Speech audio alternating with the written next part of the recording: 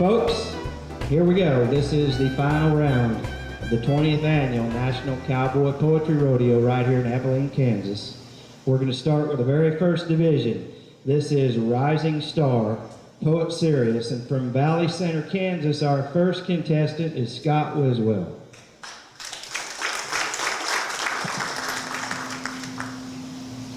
Good morning. My poem this morning is When the Stars Sang. I was a day out of Fort Wallace, making my way across the plains, just heading west of Denver in hopes of riches, fun, and gains. My hossy perked his ears with the movement of some grass. I drew my Henry from the scabbard for fear of what may pass. I had reason to be anxious, for this was clearly Cheyenne land. A deadly encounter was likely in this forbidden and barren grassland. As I cocked back the Henry's hammer, I took careful aim to fire. When I caught the sight of buckskin, I knew the circumstance was dire. It was then I heard a muffled cry coming from the prairie brush. It was a Cheyenne Ma's babe that she was trying hard to hush. I lowered my old rifle to help the frightened gal calm down. After that, she dropped the knife she held to end this tense showdown. The maid, she put the tiny child to nurse upon her breast. I could see that she was starving and in obvious distress. My heart was a-breaking for this pair down in the grass. It was not the time to contemplate hate, race, or class. I drew out a sack of jerky that I had down in my poke. I dropped it in her lap, neither she nor I spoke. With a sly tip of my hat, I quickly rode off from the pair, hoping to cross the Kansas prairie without losing any hair. As the sun was getting low, I knew I needed to bed down, so I found a washout canyon and waited for sundown. My supper was just jerky, couldn't risk smoke or fire. I was nervous about attracting a deadly war party's ire. As I lay back on my saddle, I stared up in the sky at the brilliant stars that sparkled and blinked upon my eyes. It was dead of night and quiet when I heard a little yip. My first thought was a coyote, then my heart it took a skip. The next thing my ears perceived was the pounding of a drum. It was just above the canyon where the ruckus was coming from. I was still as a stone and lay frozen with fear. They danced and they screamed. I could tell they were near. I looked up in the heavens at the stars that shone so bright and prayed to be delivered on this dark and dangerous night. In my hand I held an army colt with my Henry at my side. It gave me little comfort as I tried my best to hide. Them braves, they started singing to the beat of that war drum. They seemed to be all around me. I couldn't tell where it came from. The music that flowed and echoed somehow stirred my soul within. There was something sort of spiritual that raised goosebumps on my skin. As I lay in silent terror, I just listened to their singing. It pierced the stillness of the night like church bells a-ringing. The music seemed to drift down as if the stars had sang, perhaps a heavenly chorus from God's angelic gang.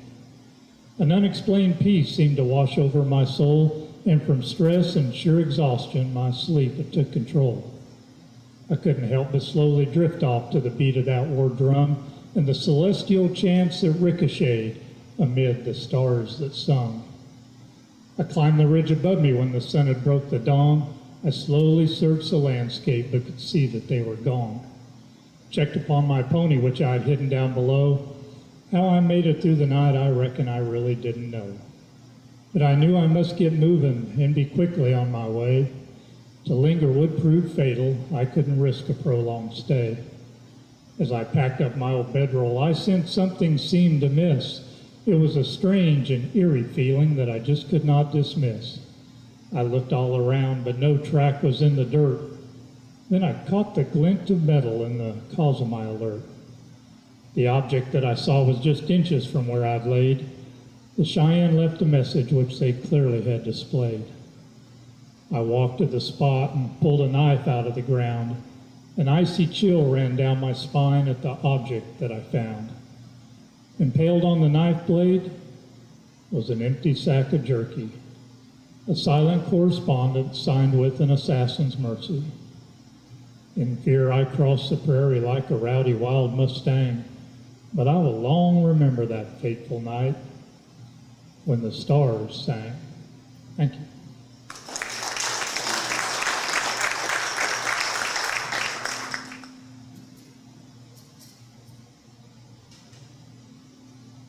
We were trapped by old conventions, so we dared to chase a different fate.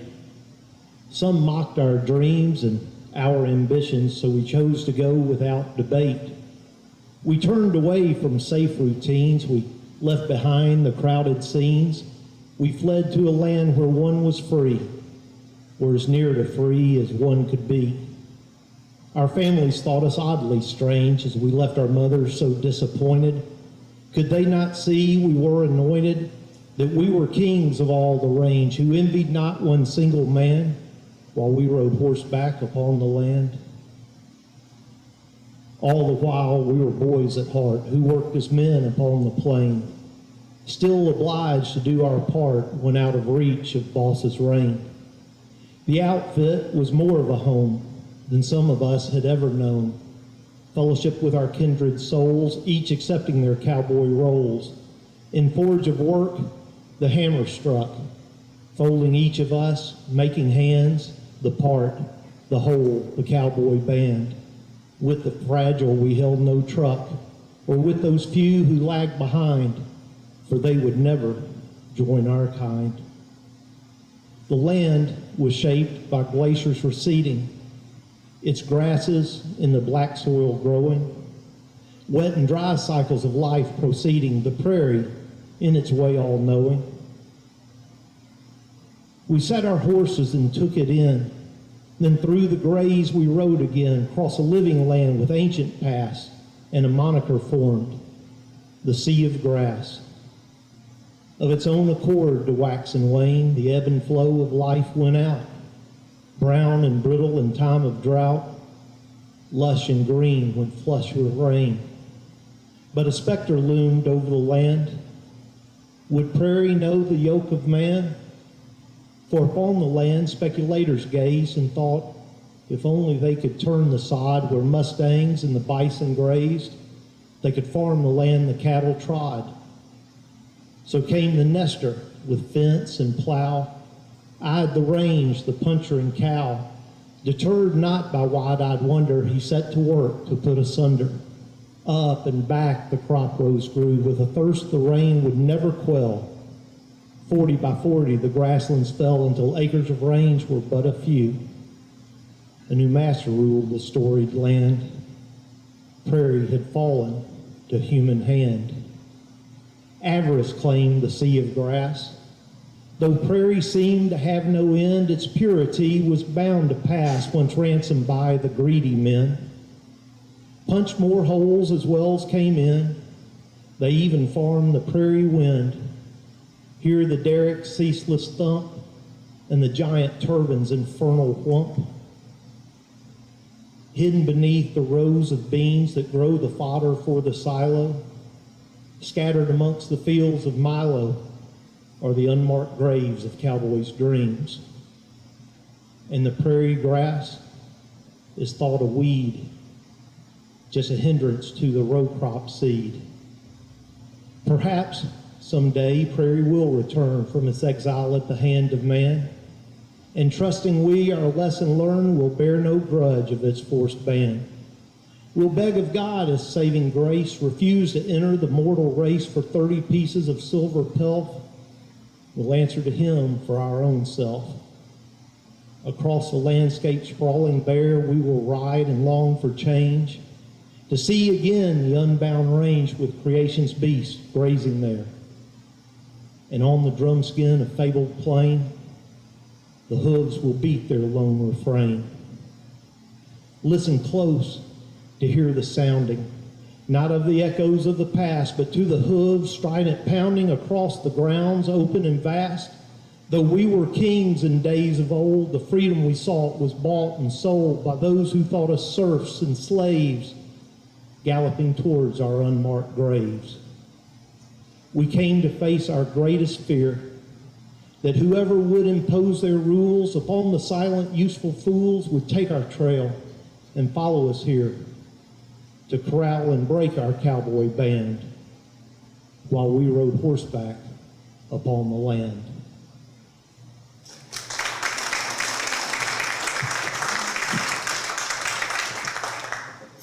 Good morning. I guess it's no secret that I'm from Texas, and we might think a little bit different down there about a few things. And one thing I think I have found here in Kansas is some kindred spirits. Am I the only one? Let's see a show of hands. Who's just sick to death of politics and politicians and political correctness and taking a knee? And yeah, I thought I wasn't the only one. I got to thinking about that, was horseback, and I thought, who would I like to vote for? And this is what I come up with. Though it required dedication, he got a college education, and now the boy is ready to punch cattle. His ma hoped he'd be a doctor, though I can't say that it shocked her when he chose to make his living in a saddle. He day works for a living on small outfits and big uns. It might be said he's following his goal. His work displays his pride. This cowboy's got to ride. The cattle's call keeps pulling at his soul. He doesn't do it for the money, and though to some it may seem funny, he helps his neighbors while plying at his trade. With his horse at a lope, he's an artist with a rope, the polished skills of a champion displayed. Things he learned from his dad when he was but a lad, perfected and practiced for hours on end. But if you've got cattle to work or a horse with a quirk, Pard, you be proud to call him your friend. When you're dragging calves or feeding steers on the halves, he's with you, saddled and mounted by dawn. When you got cattle to gather, it don't matter the weather. He's the kind that can be counted on. He's honest and caring, he's frugal and daring, and folks here know he's a man of his word. He's not brash or loud, but he stands out in the crowd. Through his positive actions, he's heard. He's got a good wife to share his cowboy life, and you might think him the last of the breed. But there's many like him, not just Bill and Jim. There's Mike, Chuck, Larry, Tater, and Steve. These men of the West are some of the very best. Working cowboys, they had to be heaven sent. But this country'd be a better place if somehow, by God's grace, a cowboy was our next president.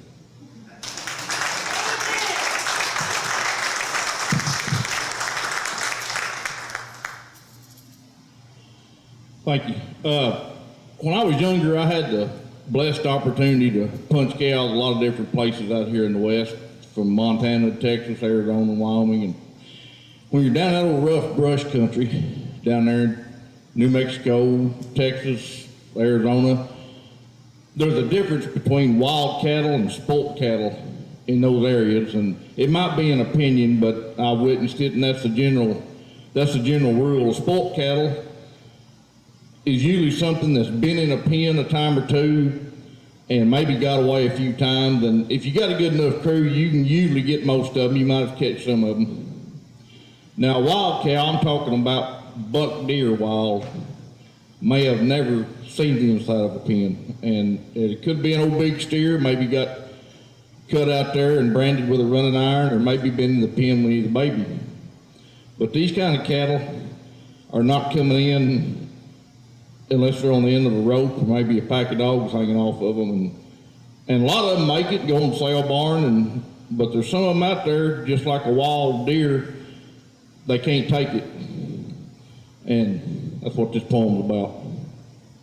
It's called Hard and Fast They Was Tied. Well, the cedar fly was gnawing. He was getting dug in deep. The old bull just laid there, head on the ground. You'd have thought he was asleep. A small drop of blood rolled off his ear and gently touched the ground. It fell next to a dried mesquite bean that had recently fallen down. Complete silence was the order, the kind most folks have never known. The only sound was his big heart a-beating as he laid there in his home. His tight red skin was stretched across muscle and bone. He carried deep scars from his life in the brush, but he had no brands to be shown. Well, his ears picked up a sound so faint, but a sound he knew so well. It was a soft scratch of thorn meeting leather and the rider bringing Dale. Well, old man knew they was in there. An hour ago, he'd caught the scent of man. In his mind, he relived the horror of the chase that was close at hand. For 8 long years, old man had played this game of life or death. He had matched wits with many good punchers and always came out the best. But this day would be no different, for these breaks was where he was raised. He knew where to run and fall off the rim where mountain goats would be scared to graze. Well, he sensed they was getting closer. He opened his eyelids to take a peek. 40 feet from the edge of the brush-choked thicket, he could see the unshod feet. The little yellow pony was on his toes, his ears were sharp and tight. His body quivering, his nostrils flared. He was ready for the fight.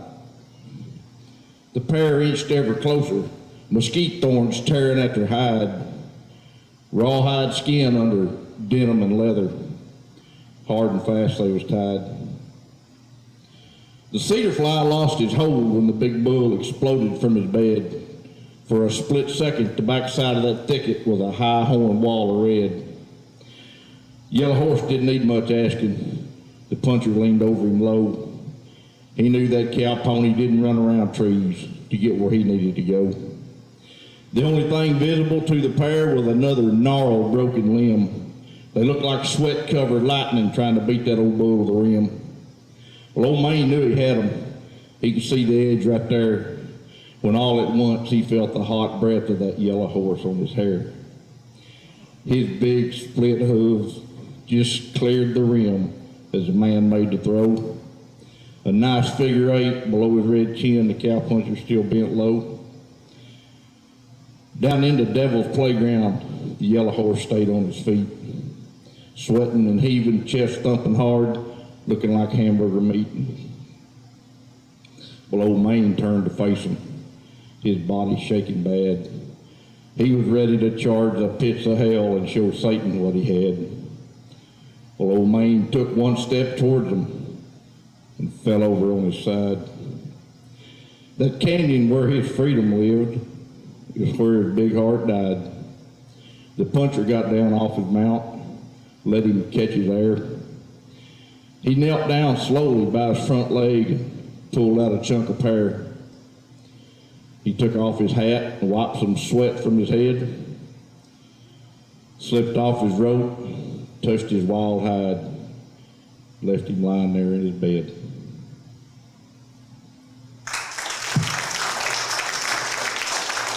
Good morning.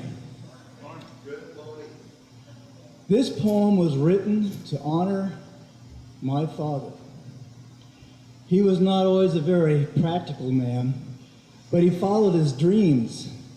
And by following his dreams, he enabled other people to follow theirs.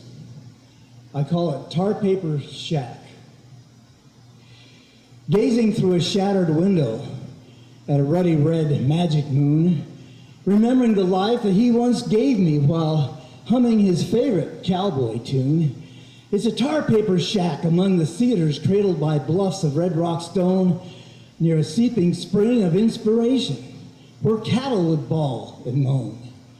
With great desire and desperation built by his calloused hand, there beneath Bill Williams Mountain he forged his sovereign brand. Rusty bent nails hang on twisted hinges, clinging to a rotted, kicked-in door. Stars shine through an open ceiling where sagebrush grows for a broken floor. This is where he pledged his fortune. This is what he was born to do. This is where his heart had led him, the place where his dreams came true. When he first came to the mountains, he was lusting after yellow gold, but what he wanted most was freedom. And he found his mother lode, searching with gold pan and sluice box, betting on black sand, capturing a little gold dust, claiming his promised land. He rode a roan palomino. It could really prance and dance. He was the envy of local cowboys. You see, he'd won it in a game of chance. He hand-tooled his own saddle and made some bridles too. said he'd rather fix things used than always buy things new. He liked to tip his hat back, and I'd tip back mine too, and chew on a fresh, custom little toothpick, just like he would do. He was fond of saying, in this life, riding in the high country is as close to God as you can get. If it hadn't have been for them damn cigarettes, yes, he might be here yet. Right along here was his bunk. Mine was over there, crafted from fresh peeled ponderosa with a homemade table and matching chair. Cast iron would clank and rattle as he'd fire up the morning stove while I'd step out and fetch more firewood, stacked up straight in a covered alcove. Riders stopping by for coffee, sitting by friendly flickering fires, sharing cowboy songs and cowboy stories that would tease, amuse, and inspire. Shuffling hooves of restless horses trapped in a brush fence pen with haunting, howling coyotes stirring them up again. Here beneath moonlit heavens under sparkling indigo skies filled with childhood memories that come with tearful, grateful eyes. Those cowboy days with Dad had almost withered away, but locked in the heart of a child, they are all resurrected today. Ah, that belching bully, that bulldozer will clear his cabin and corral at dawn. But cowboy days are not forgotten. My dad's legacy still lives on. Thank you.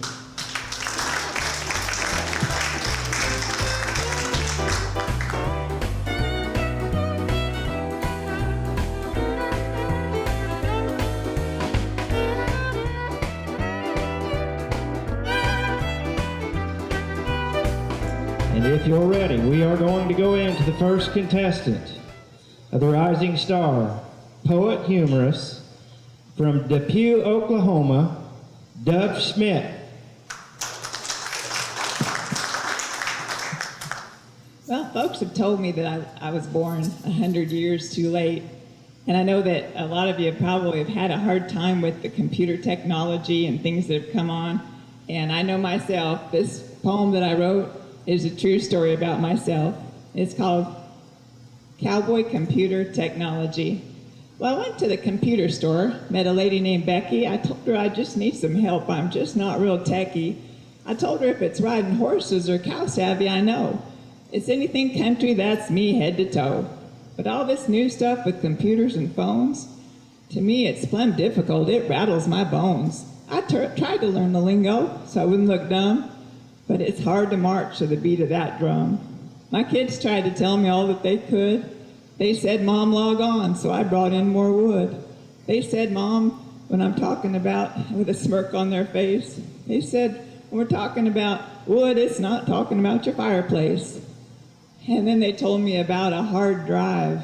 I thought that was cold winter and bringing the cattle home alive. I always knew what a laptop had been. That was how Grandma kept us and snuggled us in. And then I thought what a downloading was. That's how you unload the pickup down while everybody does. And then my kids told me some other things and words that they freely gave to me as their computer programmers, professionals, you see. Like chip, well, that's a munch on. Bite, well, that's what flies do. Modem, well, that's what you just did to the yard and the hayfield too.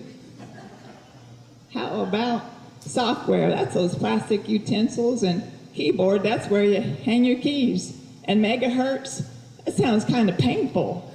Like when the trailer hitch bumps your knees. Then they said some other things that I had to really look at.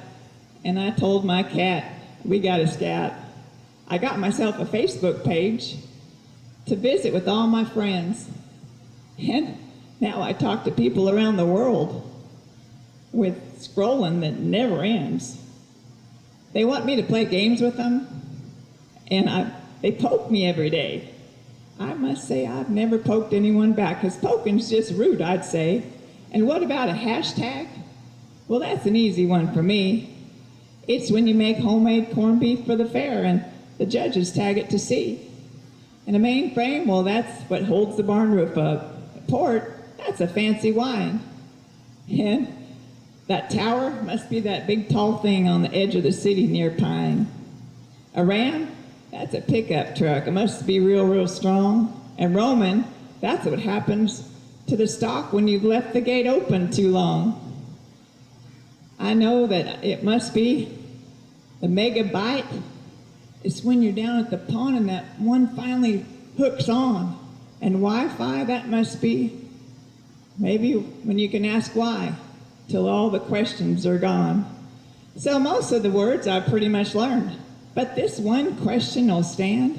Why would anyone want to hold and click a mouse right in their hand? Thank you.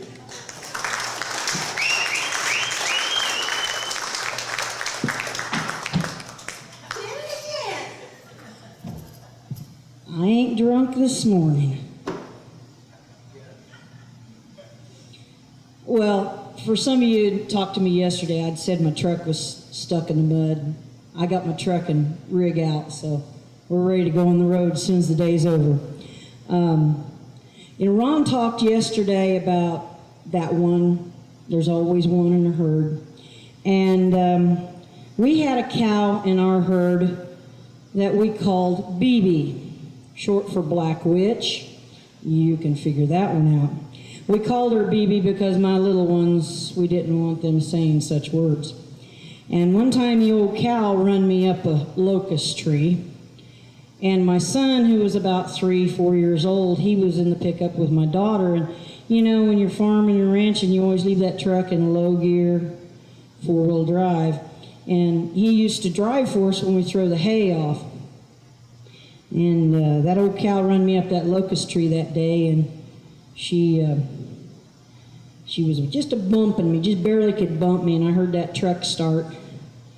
And that boy drove that truck around and hit that old mean cow on the backside.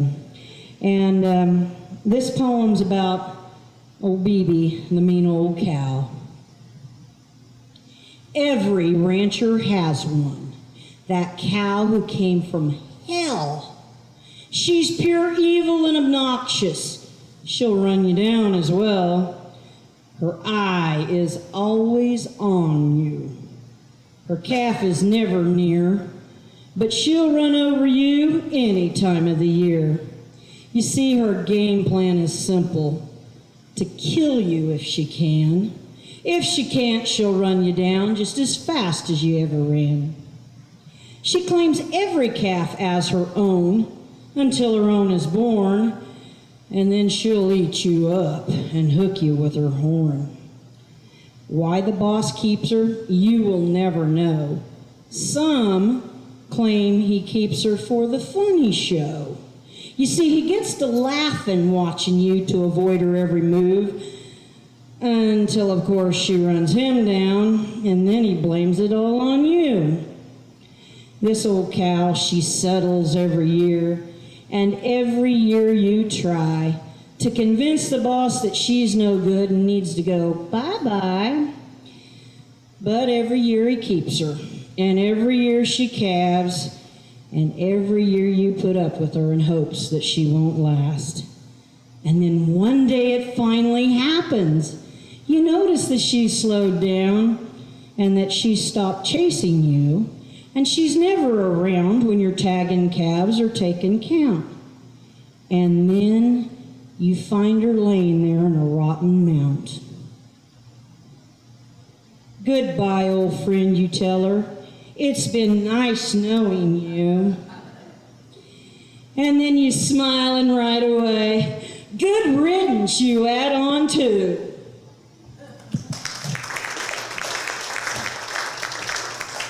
By special request, the rodeo rap. A PBR, bumper sticker, stolen flask of daddy's liquor, ranch hand bumpers, bulls are thumpers, mohair cinches, Warren winches, Wrangler blue jeans, cowboy boots, that blonde girl should dye her roots, things you see and hear at the rodeo.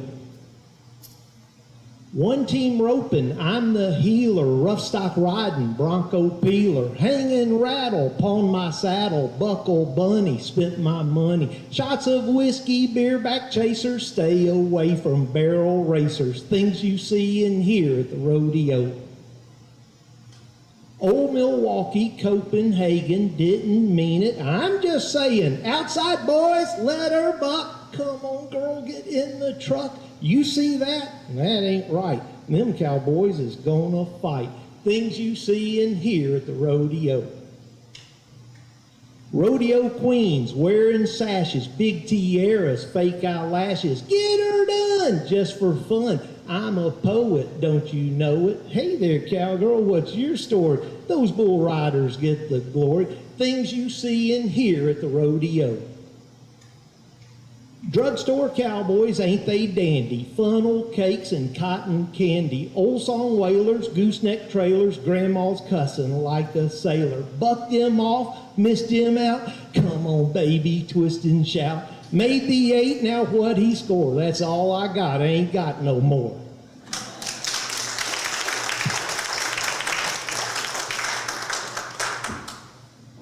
Well, it's pretty bad when you wait to get on stage to decide which poem you're going to do.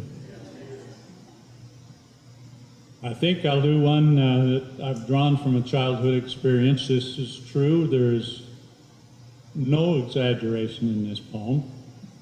You've probably heard that before. I call it Yellowstone Bear. It's an experience I had when I was a young man with some friends of mine as we visited Yellowstone Park. We hired on as ranch hands. The year was 61. We spent that summer punching cows, and when the work was done, we planned to scout out Yellowstone and blow ourselves some steam and check out all the wildlife. It's always been my dream. Now Henry took his pickup truck and Ken his station wagon. With 5 young hands and all our gear, we had that wagon dragging. 8 hands piled into 2 old rigs with packs and grub and gear and made a track for Yellowstone, the highlight of our year. It somehow seemed so slothful slow to get out to the park, but we just kept on trucking and we made her just 4 dark. Got an early start next morning, couldn't wait to see some bear and go check out Old Faithful and see what else was there. We circled clean around the park and took in what we could. Old Faithful and Morning Glory Pool was looking mighty good. We was heading back to Fishing Bridge and maybe try our luck. Some of us was riding in the back of Henry's truck. Now Ray was there in that old rig, brought one of his new toys, a brand new whammo slingshot. 'Twas the envy of us boys. We was passing by a clearing where some folks had gathered round, shooting snapshots of a big brown bear a-posing on the ground. Ray said, "Well, boys, just watch this," as he drew that whammo back and sent that ammo flying towards that bear and right on track. That shot was true and hit that bear right solid on the rump. 'Twas a shiny steel ball bearing, boys, you should have seen him jump. Old Bruin made a pirouette like some fancy dancers done, then give a growl and flashed his teeth and lit out on the run. You should have seen folks scatter at his sudden change of mood as they respectfully retreated from that bear with attitude. Them greenhorns didn't know or care what possessed the bear that day, just glad they had the common sense to get out of his way. Old Bruin paused to protest as he reached the forest floor, then reared up on his hind legs and cut loose with a roar. Now Ray became a legend, and you just can't call it luck when he hit that bear dead center from a moving pickup truck. He built upon his talents and his aim was mighty high. He maximized his weapon skills and joined the FBI. True story.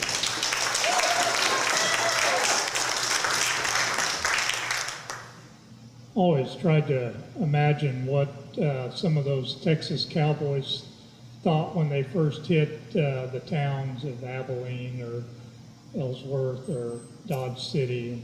That kind of inspired this. It's called My First Time in Dodge. We'd pushed a herd up the Western Trail and pinned them outside of Dodge. we were caked with dust and cow pies that we wanted to dislodge.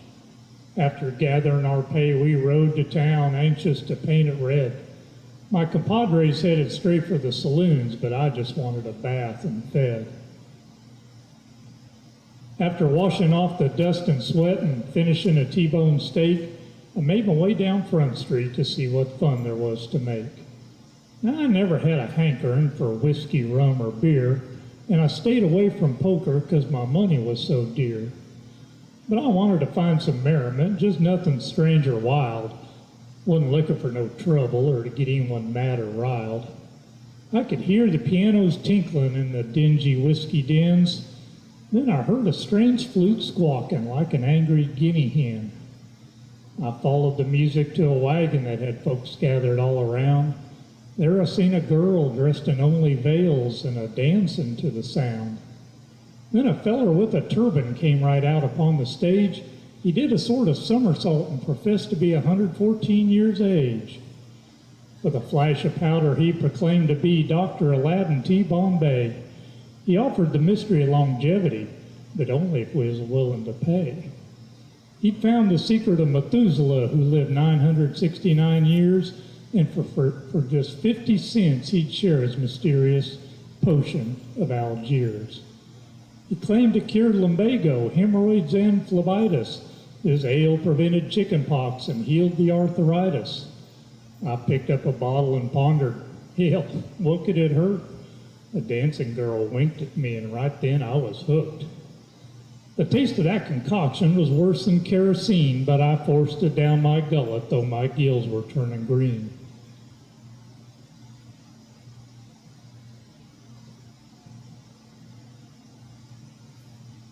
Sorry. I started having effects from this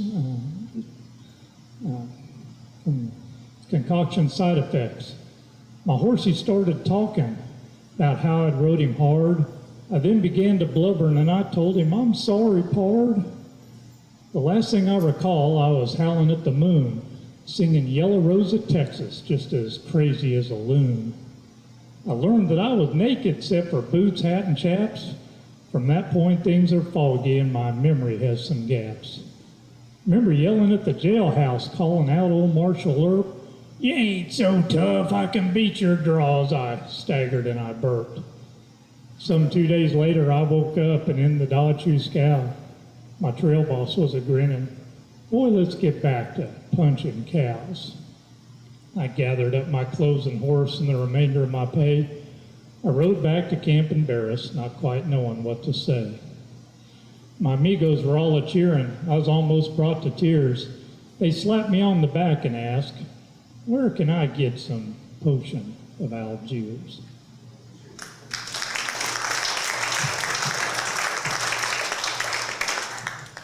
Thank you, Jeff. Folks, we're at the tail end of the Rising Star competition. How about a round of applause for Jeff and Don Dawson and all the folks who put together this good contest? One thing I've learned from participating in the NCPR is that great cowboy poets, like we've heard today and yesterday, create a mental picture in your mind. And so I want you to imagine in your mind this mental picture. Who here knows what a bale ring is? I don't mean a stack of bales in a circle. I mean a metal round bale feeder, right? The big round ring that we put the big round hay bales into, okay? So if you have the mental picture, this poem is entitled Fixin' the Feeder, or Things Are Going Downhill. The boss said to the cowboy, I've a job for you to fill. You need to fix the bale ring up top of the South Hill. Oh, that's easy, said the cowboy. He took it as a lark. My goal is to get that fixed and be back here by dark. So the cowboy ventured forth to fix the bale ring on that day. It's a giant metal ring from which the cows eat hay. They're made to sit outside in all kinds of weather, made of curved metal sections which are bolted all together. This ring's one side was loose. It looked like a simple case. He could see one single bolt was all he needed to replace. But that darn bolt did not fit. The ring was bent, all out of line. He twisted and he pushed and he cussed that ring's design. He thought about a welder to hit it with a sledge. But then he thought of tipping the whole thing up on edge. So he lifted it on edge. The pieces fit right into place. He stepped inside the bail ring and put that bolt right in its space. Then he lifted up the nut and screwed it on that new bolt's thread, and in triumph raised his fist up high above his head. But the metal frame above somehow caught his ragged sleeve. He found that he was stuck. He found he couldn't leave. He couldn't work it loose, which really made him miffed, so he gave a giant yank and felt that ring beneath him shift. That ring began to roll. No time to cut loose with his knife. The cowboy grabbed the feeder and held on for dear life. The bail ring now was rolling with the cowboy stuck inside, like a giant hamster wheel or a loose amusement ride. The bail ring rolled downhill. He was bracing for a fall. The darn thing picked up speed like a human bowling ball. There flashed before his eyes a topsy-turvy scene, kind of like the view must be inside Ma's washing machine. And then he saw a sight which filled him with more dread. That darn bail ring was headed right for the old farmstead. It barely missed the house, but it clipped the clothesline there and came out the other side, flapping Grandma's underwear. It scattered all the chickens, bounced over the garden rake, and made the border collie dog stop and do a double take. It rolled across the driveway. He could not believe his luck. It took out the electric fence and knocked the mirror off the truck. Then it rolled into the wheat field, where its momentum made a stop and fell over on its side with a resounding plop. That night, the old boss asked him, "Well, son, did you make your goal?" The cowboy said, "Well, you might say that today I was on a roll." Okay.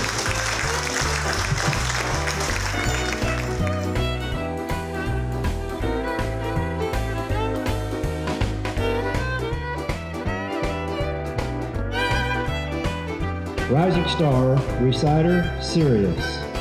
Contestant number 1 from Depew, Oklahoma is Dove Smith.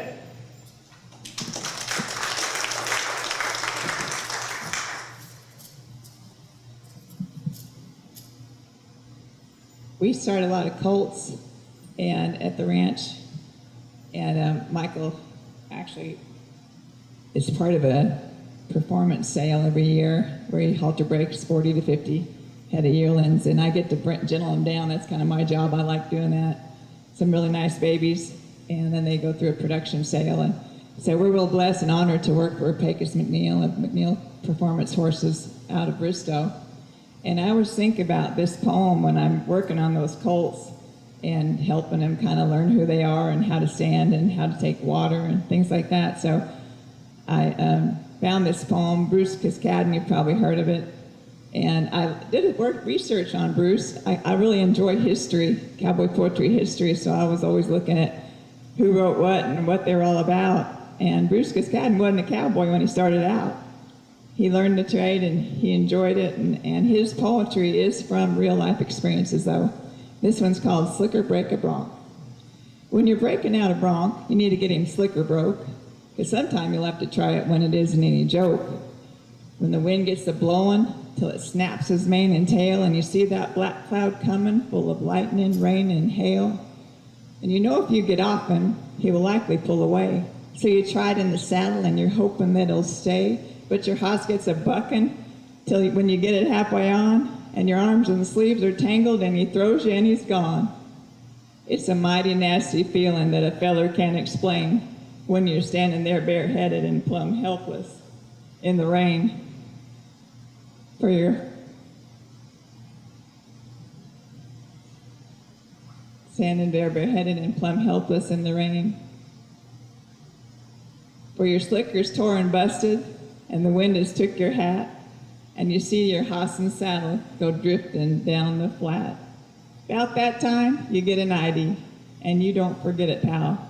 Better slicker break a bronc in a mighty good corral. Bruce Cascadden from Rhymes of the Ranges and other poems, 1947.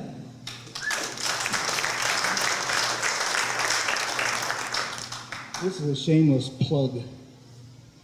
There might be a movie coming out later on this summer, early fall, called Freak Power, The Battle of Aspen. Just so happens I got 10 or 12 lines in that movie as being an old cantankerous cowboy that didn't like no damn hippies. But then again, I may not get the opportunity to be on the screen because, you know, they like to cut things a lot. So anyway, this poem, Silver Bells and Golden Spurs, is supposed to be anonymously written still. Folks in Elk Cove, Nevada have not yet decided who, if anybody, wrote it, and I don't think anybody cares anymore. Silver Bells and Golden Spurs. 'Twas a mining town called Golden Gulch while the West was yet untamed. There, two bad men met, made a bet, and the winnings never claimed. The boys had ridden into town one payday afternoon to line the bar at the Lucky Star, which was Dandy Rand's saloon. Now the dandy was an ornery cuss if by chance you made him sore. His only law was the lightning draw, the heavy guns he wore. On his watch chain hung a dozen bells of the finest silver spun, each tiny bell for a man that fell when the dandy drew his gun. They seemed to jingle merrily to a tune that brought him luck, but they rang the bell for the man that fell when the dandy rang them up. Well, the boys had finished a round of drinks when the barroom door swung wide, and a man walked in with a reckless grin and a funny cat-like stride. On his dusty boots were golden spurs. His face was lean and brown, and at each hip the well-matched grips of 6 guns holstered down. He spoke in a voice that was deathly quiet and said, "I've come to weigh some shells on a man, they say, whose draw is quick, with a chain of silver bells. A dozen bells for a dozen men, buried somewhere on the plain. It's my intent to beat that gent. I've come for the dandy's chain." Well, the dandy faced the stranger's gaze. His coat was buttoned tight. A gun swung free above each knee, but the bells were hid from sight. "So it's the dandy's silver bells upon which your heart is set. That's a fancy pair of spurs you wear. Would you care to make a bet?" "The silver bells for the golden spurs, but I'll warn you from the start, you'll lose that bet, and all you'll get is a bullet through the heart." Well, the stranger smiled his reckless grin and said, "If the dandy tries, they'll find him dead with a chunk of lead placed neat between the eyes." The stranger unbuckled his golden spurs and slid them along the bar. Said, "I'm calling the hand of Dandy Rand. Come out, wherever you are." Then slowly the dandy's hand went down and unbuttoned his lapel, and there at rest, on checkered vest, the chain of silver bells. The stranger watched with narrowed eyes. The time had passed for talk. He hadn't drawed, but his hands were clawed like the feet of a diving hawk. Then suddenly, the dandy's hand went down for his right-hand gun. No one saw the stranger draw, but 2 shots rang out as one. The dandy stumbled to his knees with a look of wild surprise, with a chunk of lead, like the stranger said, placed neat between the eyes. The stranger stood at the end of the bar, apparently unhurt, set for a spot of red that slowly spread beneath the left pocket of his shirt. The Golden Gulch is a ghost town now. Its mining days are done. There are coyote tracks among the tumbled shacks, bleached white by the desert sun. The Lucky Star is deserted too, all littered with sand and straw, where the laughter rang and the dandy's gang once drank to his lightning draw. The silver bells and golden spurs still hang in their place of fame above the bar at the Lucky Star, still waiting the victor's claim. Thank you.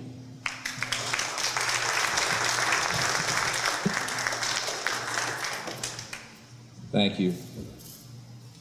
I've had a wonderful time this weekend, and it's just great to get out and meet new friends and find folks that have the same kind of interests as I do. We all owe a big debt to those that went on before us that wrote these poems and started these and made it so popular. About 30 years ago, when Red first started his gathering, he invited Baxter Black down to perform with him. It just tickled me to death. That was my hero. So I got to meet him, and I went up and I asked him, I said, hey, you've got a poem that I'd sure like to do. Would that be okay? And he said, well, give me your contact information and I'll let you know. Well, I didn't know what to think, and man, he put on a great deal. About a week later, I got a card. I've got several now. If you ever get a card from Baxter, you'll absolutely keep it. He gets a postcard. They're 8.5 by 5.5. The stamps are cattywampus. He's got an old Royal typewriter. Hunt and pecks on that thing. He'll put a word down and then he'll X it all out and he'll do it again and he'll sound it out, and they're just absolutely hilarious. But he told me, he said I could go ahead and do his stuff as long as I kept writing my own, because it makes us all better poets. And I thought it just came with a great piece of cowboy wisdom. This is one that I've used for a long time, his, to close my shows, and it just seems somehow appropriate here today. It's called Take Care of Your Friends. Friend is a word that I don't throw around, though it's used and abused. I still like the sound, and I save it for people who've done right by me, and I know I can count on if ever need be. Some of my friends drive big limousines, own ranches and banks, and visit with queens, and some of my friends are up to their neck in overdue notes and can't write a check. Some are singers and ropers and writers of prose. Others, God bless them, can't blow their own nose. I guess being friends don't have nothing to do with talent or money or knowing who's who. It's a comfortable feeling when you don't have to care about choosing your words or being quite fair. Because a friend will just listen and let go on by those things you don't mean and not bat an eye. And it makes a friend happy to see your success. They're proud of your good side and forgive all the rest, and that ain't so easy all of the time. Because sometimes we get crazy and seem to go blind. And sometimes your friend has to take you on home or remind you sometime that you're not alone, or ever so gently pull you back to the ground when you think you can fly with no one around. A hug or a shake, whatever seems right, is the high point of giving, and I'll tell you tonight that all worldly riches and tributes of men can't hold a candle to the worth of a friend. God bless you, and take care of your friends. Baxter Black.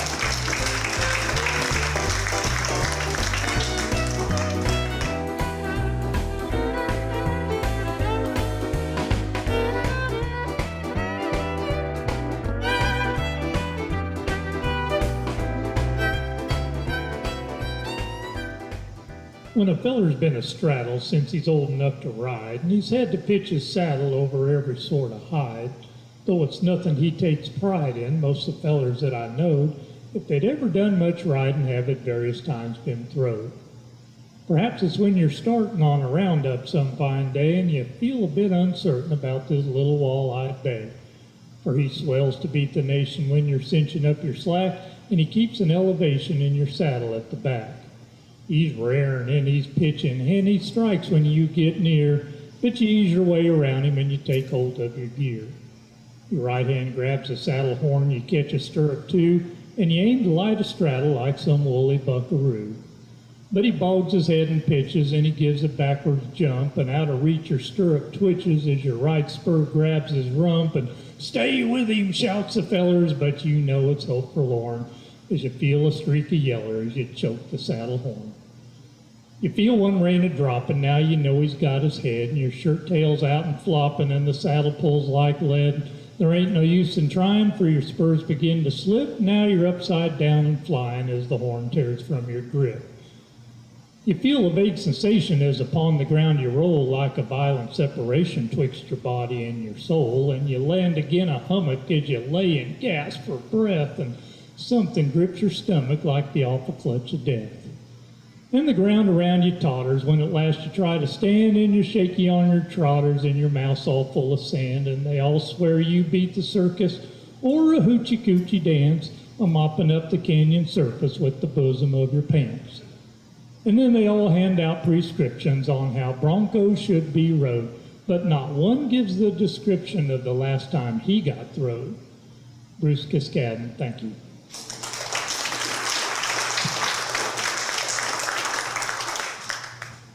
The poem I'm going to do, I'm not sure if it's humorous or tragic. I think it has to do with your attitude or how you do it. When I was younger, some people claimed that I had a bit of autism, so I sometimes miss social cues, so maybe that's part of my odd sense of humor, I don't know. But I'm going to do Wild Buckaroo. It's got to have tongue-in-cheek in there someplace. I mean, just listen to it. I've been riding for cattle the most of my life. I ain't got no family. I ain't got no wife. I ain't got no kith, ain't got no kin. But I always will finish whatever I begin. I rode down in Texas where the cowboys are tall. The state's pretty big, but the hosses are small. For singing the cattle, I'm hard to outdo. I'm a high-loping cowboy and a wild buckaroo. I rode in Montana and in Idaho. I rode for Tarpaper in old Mexico. I rode mountain lion and grizzly bear. I used cholla cactus for combing my hair. I crossed the dry desert, no water between. I rode through Death Valley without no canteen. At riding dry deserts, I'm hard to outdo. I'm a high-loping cowboy and a wild buckaroo. Well, I can speak Spanish and Injun to boot. I pack me a knife and a pistol to shoot. I got no senorita. I got no squaw. I got no sweetheart, nor mother-in-law. Never been tied to no apron strings. Now, I ain't no devil, but I got no wings. But dogging the ladies, I'm hard to outdo. I'm a high-loping cowboy and a wild buckaroo. I drink red whiskey, and I don't like beer. I don't like mutton, but I do like steer. I will let you alone if you leave me be, but don't you get cross and crawl on me. I'll fight you now at the drop of a hat. You'll think you're sacked up with a scratching wildcat. At Rough Ready Mixin', I'm hard to outdo. I'm a high-loping cowboy and a wild buckaroo. Thank you, Curly Fletcher.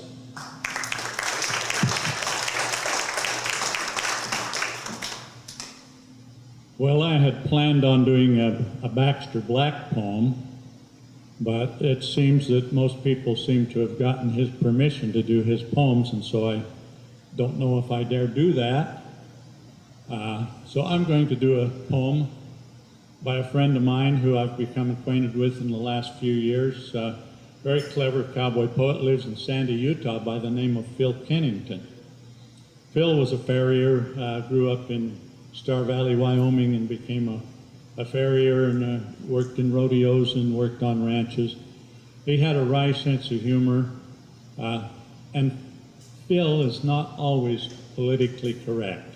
That's one of the things I like most about Phil Kennington. This is called The Cowboy and the Seagull by Phil Kennington. Now the old judge wasn't happy when they hauled the cowboy in. The charge was seagull poaching. It was time for discipline. It was time to teach this feller that we must all coexist, or seagulls might wind up on the endangered species list. And so the judge demanded that Jake tell the reason why the environment got trampled and that seagull had to die. Jake says, "I was lost out on the prairie, sees this bird up in a tree. I hadn't eat for days, and it was either him or me."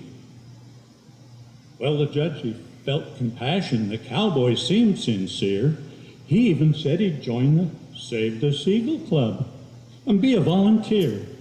And so the judge dismissed the case. To pursue it seemed a waste. But then he asked, Jake, by the way, just how does seagull taste?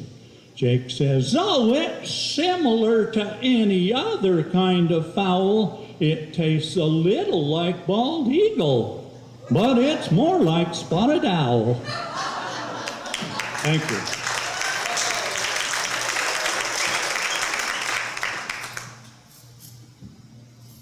Thank you, and I want to thank our chuck wagon cook this morning, too. That groceries was wonderful. I love the old classics, and if we don't keep doing them, they're going to be gone forever. This is an old Henry Herbert Knibbs poem that I hadn't heard this weekend. It's called Boomer Johnson.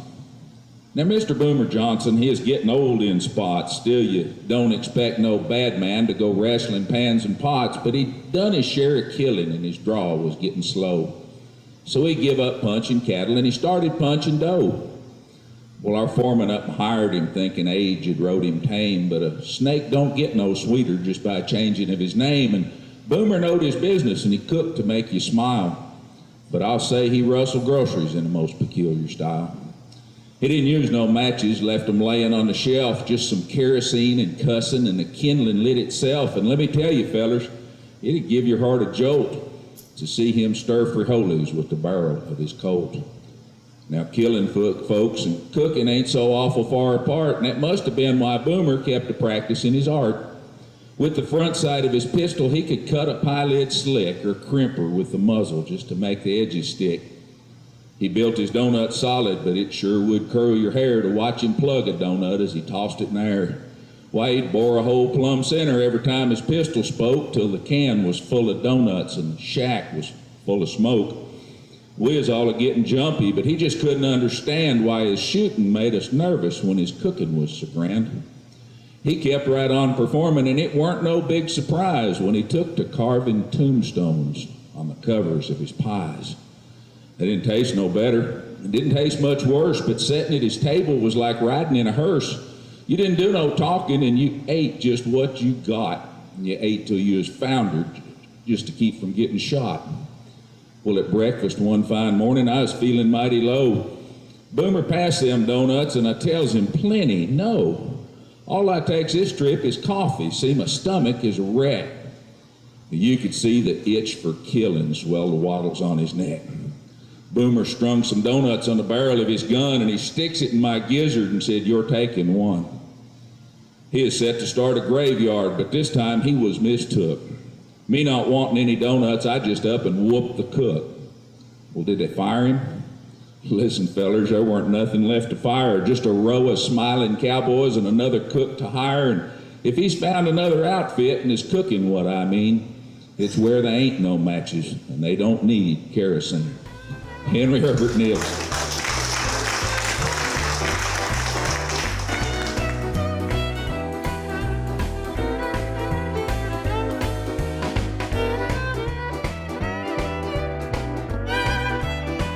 Okay, here we go. We are ready to start the Silver Buckle Division, which are champions of this event previously or poets who decided to play up. Our first contestant in Silver Buckle, Poet Serious, from Decatur, Texas, is Dennis Flynn.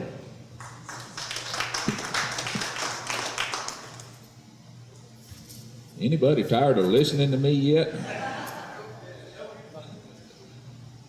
The older I get, the more I realize I can learn something from nearly anybody. And one of the things I've sure noticed is sometimes when I've got a few of those lessons to learn, they don't come from the places that you'd normally expect them. They don't usually come from a friend or a pastor or someone. This is a true story about an old friend. I call it Life's Lessons. We just called him Cowboy. It's the only name we ever knew, but he raised us punchers, one and all, on the 7X's crew. He'd help you do it gentle or he'd let you do it rough, then he'd back your play most every way if you were tough enough. He taught us to work together, how to always be a team. Then he showed us fluid motion and how to chase a dream. He could scold you like your grandpa and never raise his voice. Then he taught us right from wrong and helped us to make the choice.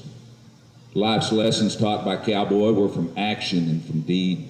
He didn't have to tell us, guess he never felt a need, but he is always there to listen with the wisdom of a sage. Never once was Cowboy critical as our lives turned page by page. He led us by example, gave his best every day. We were with him penning cattle, his heart burst, he passed away. Cowboy loved what he was doing till the moment that he died. Just one more lesson for us, though more than one among us cried. Funny thing about life's lessons and the way life charts our course, see, old Cowboy wasn't human. Our Cowboy was a horse. And thanks to old Cowboy, I think I now understand how the outside of a horse builds the inside of a man. Thank you.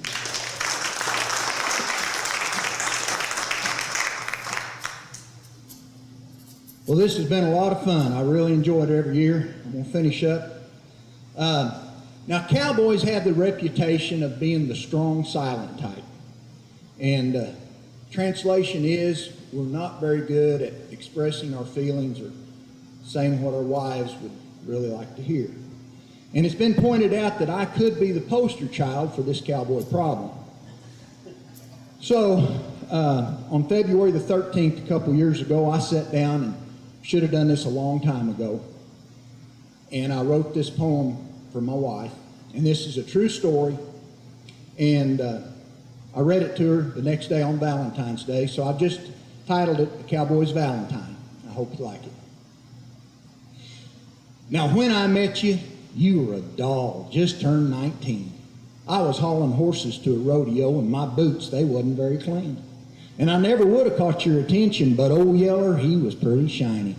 Without that horse, my chances wouldn't have been even tiny. But things were meant to be. We've been married a lot of years. We've shared a home, a ranch, 2 kids, and even our careers. But sometimes you still doubt. Well, I think that's just a woman thing. Because I told you that I love you back when I give you that diamond ring. Now, I usually don't have to repeat myself. I didn't hesitate or stutter. But you say to hear it again, it just melts your heart like butter. Okay, well, you're the best at trailing cattle and making the outside round. When hunting wild cows, why, you're better than any cowboy's hound. And you can spot a sick one, seems a mile away. Like that bull we doctored last week. Again, you saved the day. But horses, now they're your specialty. The way you make them mind, trust me, I know in a girl, that's a trait that's hard to find. Like a blue heeler pup, you're just plumb full of try. Whether it's more cows or land, you're always get her done or die. And you jump right in and help me late at night or heat of day. Now that's one debt I owe that, well, I probably can't repay. The fact is, since I give you that ring, there ain't nothing changed. My heart's in the same place. It's not been rearranged. Now, I just couldn't say it any plainer. By now, you surely understand. Like I've been telling you, honey, as a wife, you're a top hand.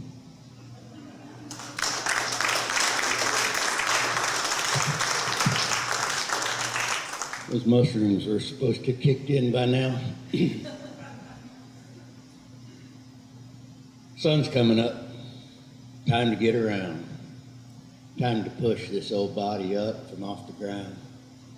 Our cookie's got the coffee on, biscuits are getting hot. Reckon while I'm down here, I'll thank the Lord for all I got. Then it's jingle in the horses and roust out the men. Get my pony saddled, the last guard's coming in. When we get the cattle moving, eating dust all day, pushing them to Kansas, a herd bull knows the way. And you gather in the quitters and you push them back in line. Don't sound like much life, but Lord, you know it's mine.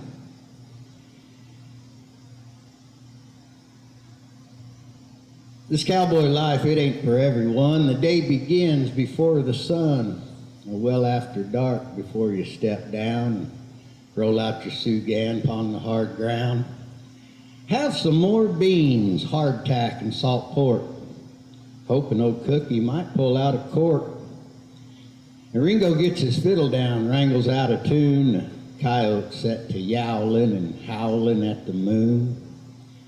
Then it's time for some shut-eye, hard ground for a bed. Counting the stars as they pass overhead. I dream of a girl I knew long ago, ribbons and curls. I sure miss her so. Now, Lord, how I miss her, but this cowpunching life, it don't leave no room for a home nor a wife. And Lord, I ain't complaining about this life I have.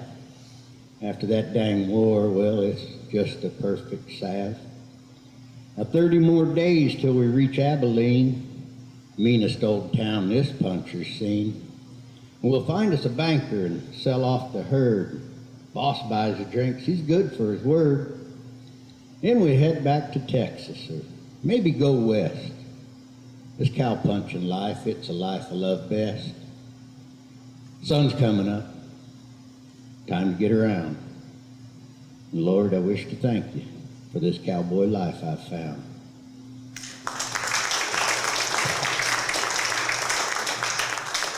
Well, folks, I work every summer for a couple weeks in Wyoming, up in the northeast corner. Been doing that for about the last 10 or 12 years. And between the work and talking to people and paying attention is where this story came from. It's a poem I call Creases. It was a Wyoming bar about 6 p.m. Not many folks there when I walked in. An old grizzled cowboy looked up from his beer and studied me briefly in the back bar mirror. He seemed quite familiar, with an age-folded face. I was pretty certain our paths had crossed, but couldn't remember the place. But as I stood there for just a moment, letting my eyes adjust, it come back to me. Been a gathering of poets a while back down there in Lusk. He'd shared his wonderful poems there. Had that been 2 years ago? Maybe 3. Then he glanced again to my reflection, and I could tell that he recognized me. He gestured for me to join him. I took the bar stool to his right. And he said no thanks to another beer as we shook hands and locked eyes. Well, we talked easy a while and reacquainted. Then I asked how his last years had fared.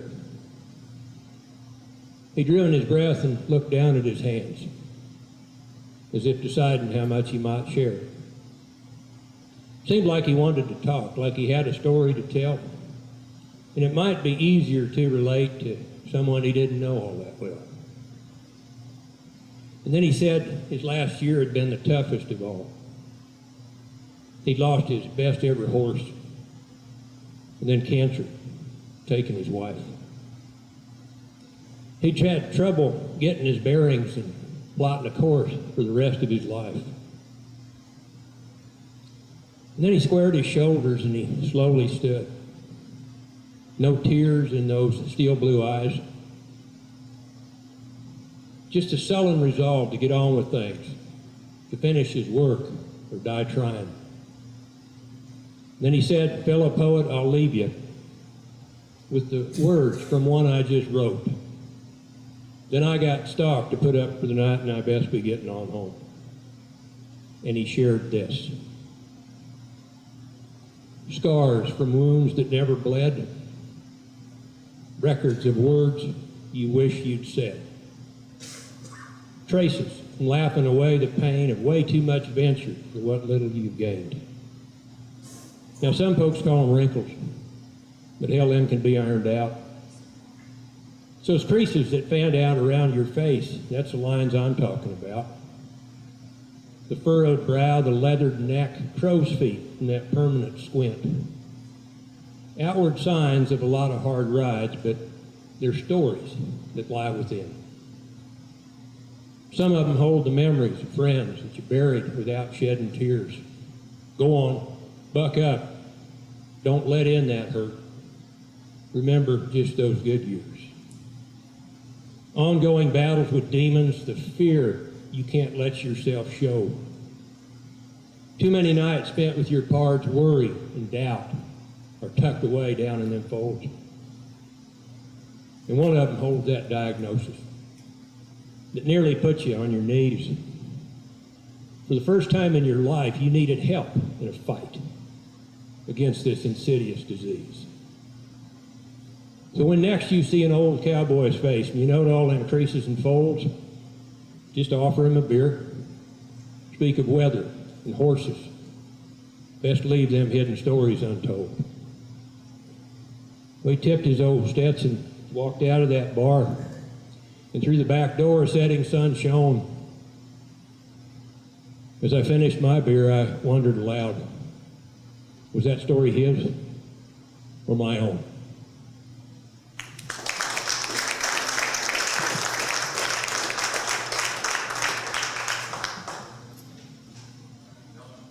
Getting kind of interesting. All right, we have a tie. The judge foreman decides whether they flip a coin or do a rhyme off. Now, any cowboy that's lost a belt buckle due to a stupid coin flip doesn't like that part of it, so Dennis says, here's what we're going to do. Bring your best piece, 5 minutes, we're going to have a rhyme off. You guys are up.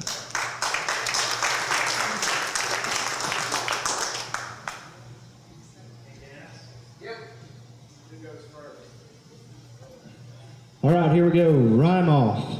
We have 5 minutes on the clock. First up to go from Manhattan, Kansas, Tim Kane. Great to be here, and I'm honored to be in the presence of all these great poets. And great to be here in Abilene, the original cowtown, and really a part of the reason we have this thing we call the American cowboy, because this was the end of the trailing cattle up from Texas, putting them on a railhead, send them on east. But the ways of the cowboy have been changing with technological developments. I call this poem The Virtual Cowboy 3.0. Now, I was perusing the paper, as I sometimes will do, trying to glean something useful or learn something new, and there amid the gossip and recipes for quiche was an agricultural news ranch-related piece. Now, to find such an article was such a pleasant surprise that I moistened my lips and squinted both eyes. The story told of a newfangled device meant to simplify and improve the old cowpoke's life. It's a kind of a bonnet that you put on your steers, and it cinches up tight just back of their ears. These bonnets then get signals beamed down from satellites that somehow know where the grazing's just right. They then use sounds or mild shocks to suggest to them steers that they move from over theirs and come over here's. They're said to move cattle like the best cutting horse, and you can run the whole show from your smartphone, of course. Now, these things been put together by MIT guys who probably ain't moved many cows in their lives. As I read on, I questioned these fellas' horse sense. You shock a steer between the ears, you'll likely lose fence. These hats run about $1,000 per steer, and how you change batteries ain't all that clear.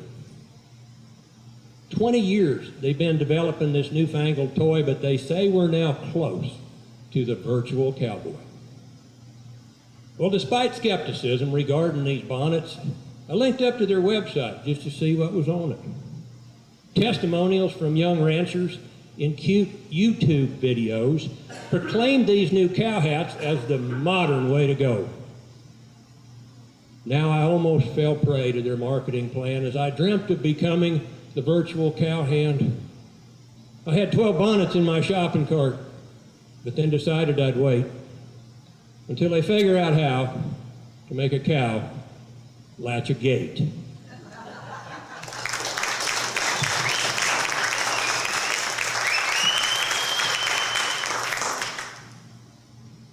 Folks, I have a great respect for the working ranch cowboy. And a lot of that comes from some of the old men that I knew and rode with. So this poem I kind of wrote as a tribute to them. I call this Thin, Clean Air. Now, if you can use your imaginations, I want you to come along with me. And I'll paint you a picture of a cowboy that most folks never see. But I seen him riding hard, and I watched him fall and drag, bouncing off them rocks like a worn-out old dish rag. When the stirrup leathers broke and left him there for dead, told me, "Fetch my hat, son. I don't want to burn my head." Well, he's tougher than a mountain, wilder than a bear. eating steak for breakfast, breathing thin, clean air. Now he lives all by himself out at the winter camp, a-chopping firewood for the stove and burning coal oil in his lamp. He packs salt out for the cows. He's loving every day. He loads a Henry rifle to keep the wolves away. Now he didn't care too much for school. He quit to live this life. But he ain't nobody's fool. Why, he's sharp as a Moormaker knife. He don't know about this global warming. Snow still blows through the cracks. Baby calves freeze to death. Now that's the straight up truth and the facts. His hat and blucher boots are tattered. He had them both handmade. But he's worn them 20 years now, so they's worth every dime he paid. He never won a trophy buckle, just couldn't afford the price to play. But you can bet he was a top hand back in his younger day. Why, he could set a saddle bronc so pretty and scratch him all the way, just like he did old Luther, because that horse would buck with him almost every day. Now, he never gets too lonely. He don't intend to settle down. He checks his mail twice a year when he rides off into town. His hair's growing thin, a mustache droops and hides his lips. His hands are kind of gnarly, and he's got arthritis in both his hips. His eyes are growing dim. Old age is all he fears. He's lived this way since before they quit the catalog at Sears. Now, they'll have to close that winter camp the day they lay him in the ground, because he's the last of his kind. There's not another one around. Like the end of a good novel or reading the last page, his youth is all spent now and he's in the final stage. But he's tougher than the mountain, wilder than a bear, eating steak for breakfast and breathing thin, clean air.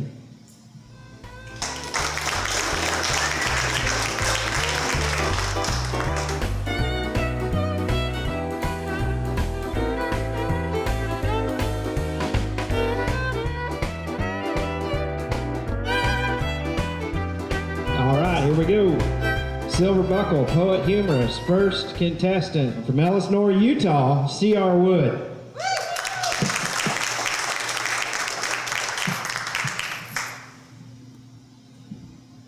What the heck? Let's pull a Cody-O.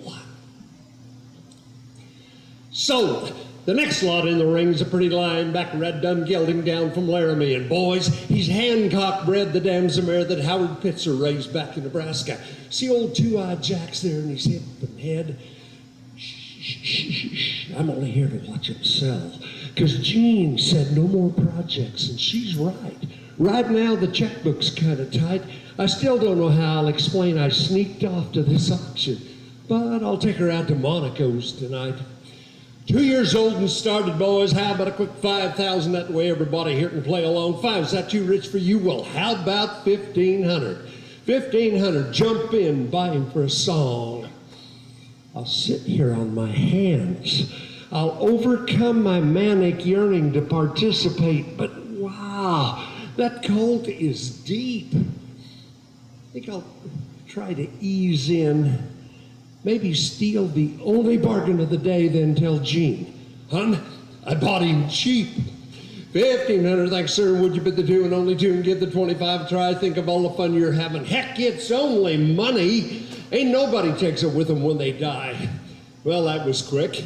Some crazy fool just blew the price of horse flesh through the roof. But still, that baby's extra nice.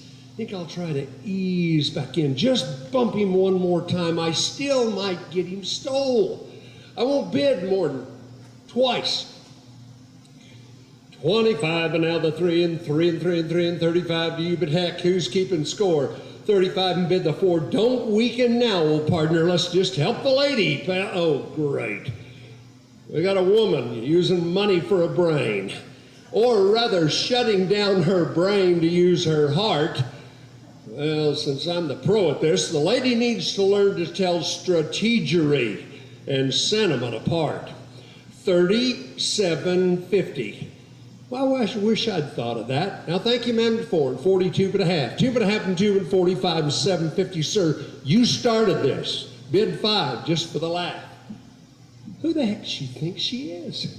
She can't do this to me. She isn't up against some local yokel dolt.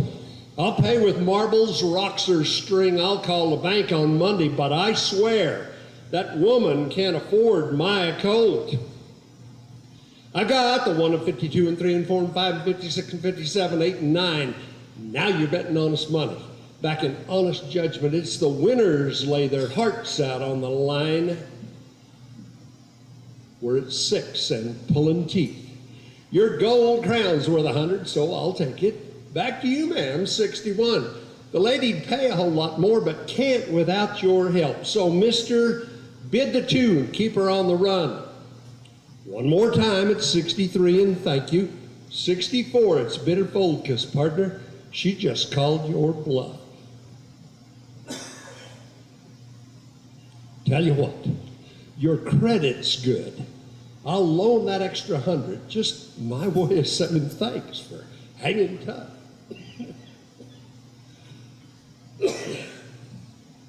This has gone beyond a joke. I'm up against a nutcase, single-minded as a coon dog on the trail. It would serve her right if I just dumped him in her lap. I'll make her pay another 100. Then I'll bail. 65 and 65 and 65 the last time. Did she do it? Yes. Now 66 to you. Sir, it's time to testify or ever hold your peace. He didn't bid. The colt is sold. Move on. We're through.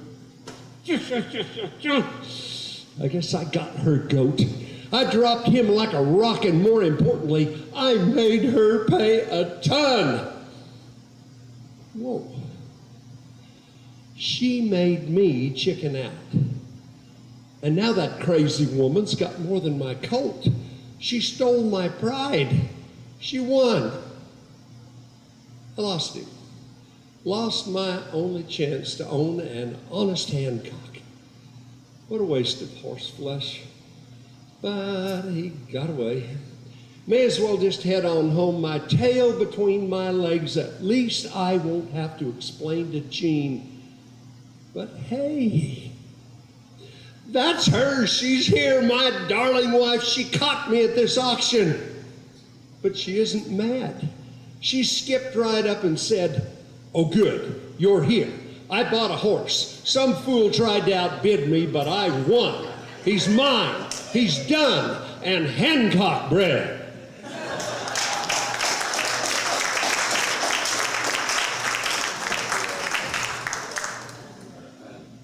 Folks, one of my favorite songwriters of all time, a guy who passed away a couple, 3 years ago from West Texas, a fellow by the name of Guy Clark. And he wrote his songs with both hands. He crafted them. And a few years back, he had an album. You remember what an album was? You know, vinyl. That was titled, "Some Days the Song Writes You." And I always think of that title, that album, before I do this poem. Because some days this poem writes me. And I'm sorry to say those days are increasing in frequency. This is a poem I call "Coming Apart." Now, I'm usually not one to moan and complain, but things change a bit as you age. That, in my case, cause consternation and pain and occasional outbursts of rage. It's true by me what the wiser men say. It's not the model year, but the mileage that counts. And by age 55, if you've worked hard all your days, well, there's things that begin to wear out. A long day of bucking 60-pound bales gives my posture a distinct forward bend. It now takes 3 to 4 days of less strenuous work before I can stand straight again. And it's a pretty darn good indication that you're starting to fray at the seams when you can dislocate your good shoulder while simply zipping up your jeans. Now, if you've ever tried to limp on both legs, you'll know it's not comfortably done, and you'll go out of your way to avoid situations that necessitate canters or runs. bunions and aromas, hammer toes makes walking most days an adventure. And recently I started to combine a cough and a sneeze. The results often blow out my denture. You know, the tendonitis in my right elbow has become so severe that in fact I've had to switch over to my left hand to lob rocks at the neighbor's cat. And before I resigned to these readers, small print often seemed a mirage. At a hotel in Tucson while checking for a phone message, I inadvertently ordered a massage. And one morning last week while mounting Old Deuce, I broke wind to such an extreme that 38 heifers just east of the barn started a mini stampede. And then there's those changes between your ears, like the onset of that AAA double D. Oh, that's age-activated attention deficit disorder.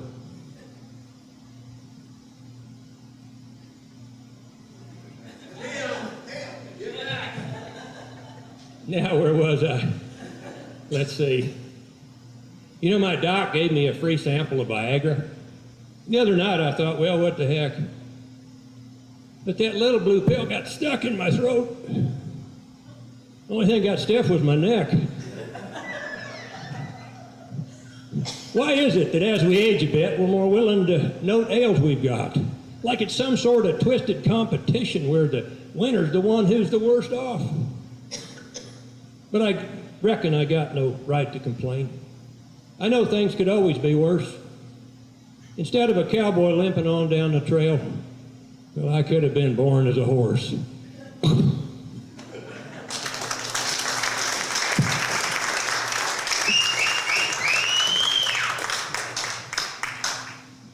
God made some of us the right height. Folks, I got a confession to make. I'm ill prepared to be up here right now.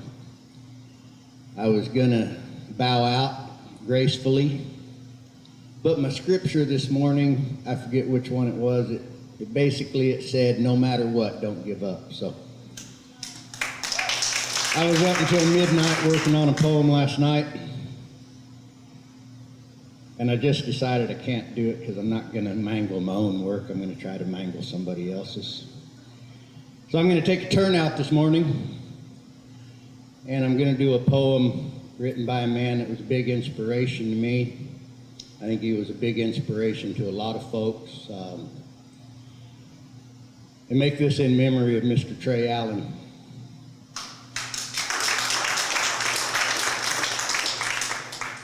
Now this is the story of a procrastinating little sparrow who without much rhyme nor reason delayed his annual migration till late one chill autumn season.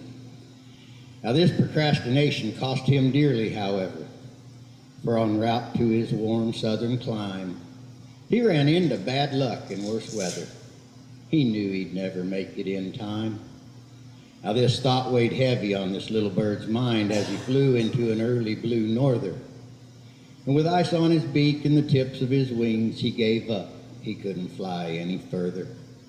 So down to the ground the little bird fell, where he landed in a feedlot pen, never to see his home in the south. His short life had come to an end. But wait, there's more to this story. For as he lay there near froze to the core, along came a fat steer and relieved on him a steaming hot pile of manure. Now this situation, being what it was made fortunate by this messy mishap, and the natural warmth of the excrement gave life to our froze feathered chap. Now as this warmth permeated his soul, he realized he'd been given new life by a pile of bovine dung. So he chirped out a song of triumph and joy, and he sung and he sung and he sung. Now this chirping and singing didn't go unnoticed, however. In fact, quite the opposite of that. It caught the attention of several parties, including that of a famished barn cat. Now this cat found this chirping and singing quite enticing, and acting on only a hunch, he determined the source of this melodious voice was also the source of his lunch. Now the cat found the little bird all warm and cozy in his unsightly dung pile, and without hesitation he ate the little bird and then walked away with a smile.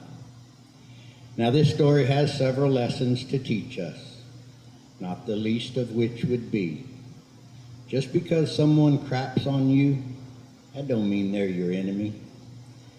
This story also teaches us through the bird's untimely end, just because someone gets you out of some crap don't necessarily mean they're your friend.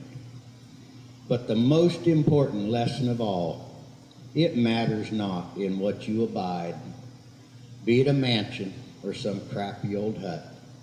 As long as you're warm and you're happy, you ought to keep your dang mouth shut. Mr. Trey Allen, thank y'all. All right.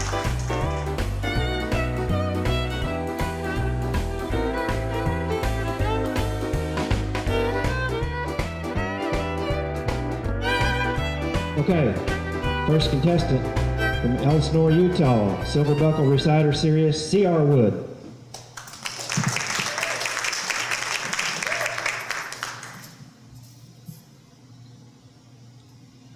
The morning starts at 5 a.m. when Kusi rings the bell. Come on, get up, you cowboys, comes that loud, persistent yell. Shake out, roll on, the coffee's hot. Don't lay there in your sulgans. Roll 'em tight and drag 'em up, all bedrolls to the wagon. Several years ago, a good friend of mine named Paul Bliss and his wife Stacy, Marion Manuel, who's a darn good rodeo clown, 2 good cowboys, and several really bad wannabes, trailed 100 head of the Clegg Rodeo Company bucking horses from Salem, Utah, down the southern Wasatch Front, over the Beaver Mountain, around Bryce Canyon, and down in to be a part of the street parade at the Kanab Living Legends celebration. You can smell the coffee and the breakfast and the gravy, because that's what you grab. You grab biscuits drowned in gravy, and you thank the God above for giving you the peace of mind to do the things you love. The cook calls out for seconds, "Better get it while it's hot." The hoodie loads the bedrolls, pulls the tarp down, ties the knots. The jingler brings your horses in. The nighthawk grabs his chuck, and you ponder on these last 2 weeks how you all got by on luck. The mountains that you trailed across, the rivers, streams, and swells, the thunderstorms, the sweat, the dust. Sometimes it felt like hell, and your muscles sore and aching from that colt that bucked you down, knowing that today's the day and you'll arrive in town. Paul Bliss is one of those people to whom the term cowboy can rightly be affixed. He's a darn good hand with a horse. He's in constant demand as a trail boss and as a wagon master. He has a talent for visualization and an aptitude for taking what he sees and creating word pictures for the rest of us.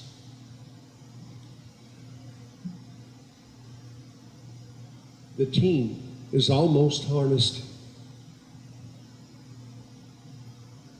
The leaders start to paw, and you can hear Paul say, "Make a circle around them, boys, and ease them up that draw." In the east, the stars, they disappear as blue-gray takes their place, and pink cliffs now are standing out where before there was no trace. The herd busts and thunders up the draw, ears alert and nostrils flared, with cowboys racing for the pass with hard, determined stares. They glide through rocks and timbers with a ballerina's grace over logs and brush and ledges like a royal steeplechase. The sun, it starts to fogging up. You smell leather, dust and sweat, with horses crashing through that brush, but still there's no regret.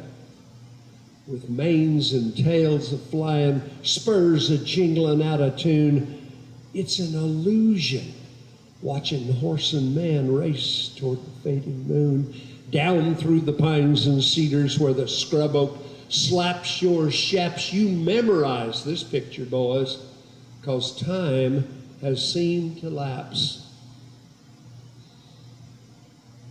With cowboys in position, the herd now in control, you watch the horses all line out. In single file they go. And this is where Paul rode out onto a little ridge point as those horses trailed down, snaked off the draw into the Johnson Canyon for that great big white sweeping turn down Kanab's Main Street.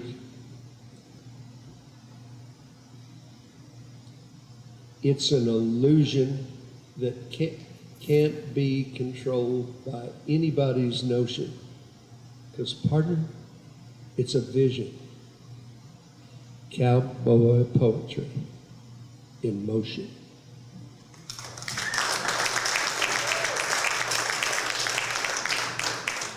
I guess there's a whole bunch of folks here that like those old Bruce Kiskadden poems. And Bruce Kiskadden was my favorite of the old classic writers, and just because you can tell he was a cowboy, and every time I'd go to write something, you can pull those old books out and he's already wrote it. So I can't tell you how many times I've sat down and said, man, I got to get this down. And it's already there and better than I could have done. This is an old classic of his that he wrote many years later to honor him when he died. They had a cowboy come out and do it at the funeral. This is called the Bronco Twister. It is just a little graveyard on the rolling foothill plains, bleached by sun and summer, swept by winter snows and rains. There a little bunch of settlers had gathered on an autumn day round a homemade lumber coffin with their last respects to pay. Weary men who'd wrung their living from this hard and arid land. Beside them stood their women, faded wives with toiled, worn hands. But among us was one figure who was wiry, straight, and trim. Everyone amongst us knew him was the Bronco Twister, Jim. Just a bunch of hardened muscle, tempered with a savage grit, and he had the reputation of a man who'd never quit. He'd helped to build the coffin, and he helped to dig the grave. Guess his instincts must have told him how he was supposed to behave. We didn't have a preacher, and the crowd was mighty slim. Just two women with weak voices sang an old-time funeral hymn. And that is all we had for service. The old wife was sobbing there, for her husband of a lifetime laid away without a prayer. Then she saw the Bronco Twister, and she walked right up to him, put one trembling arm around him, and said, "Pray, please, won't you, Jim?"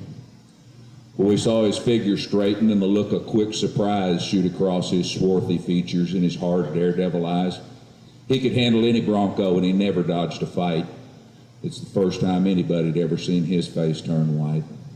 But he took his large sombrero off his rough and shaggy head. How I wish I could remember what that bronco peeler said.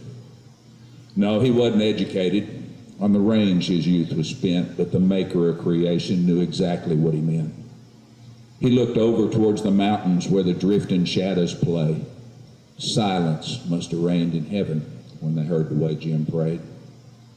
Years have passed since that small funeral in that lonely graveyard lot, but it left us all a memory and a lot of food for thought.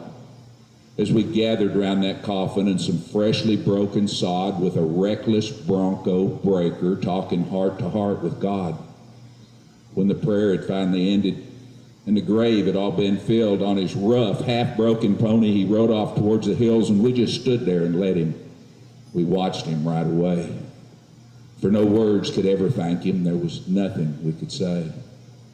Since we gathered at the graveyard, it's been nearly 50 years, with their joys and their sorrows, with their hopes and their fears.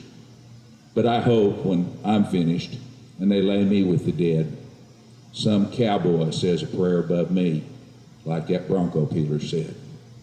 Bruce Kiskadden.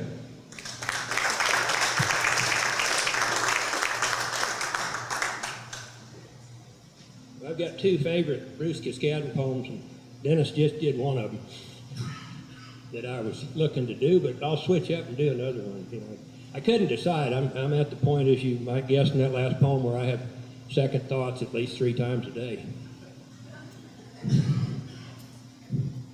I'm going to do my favorite Bruce Kiskadden poem, and it really is my favorite. It's called The Old Nighthawk. I'm up tonight in the pinnacles bold, where the rimrock towers high, where the air is clear and the wind blows cold. There's only the hosses and I. That valley shines like a silver sea in the light of that big full moon. Then strong and clear there comes to me the lilt of the first guard's tune. Fire down in camp's burning bright. Cook's got more wood than he needs. They'll be telling windy tales tonight of races and big stampedes.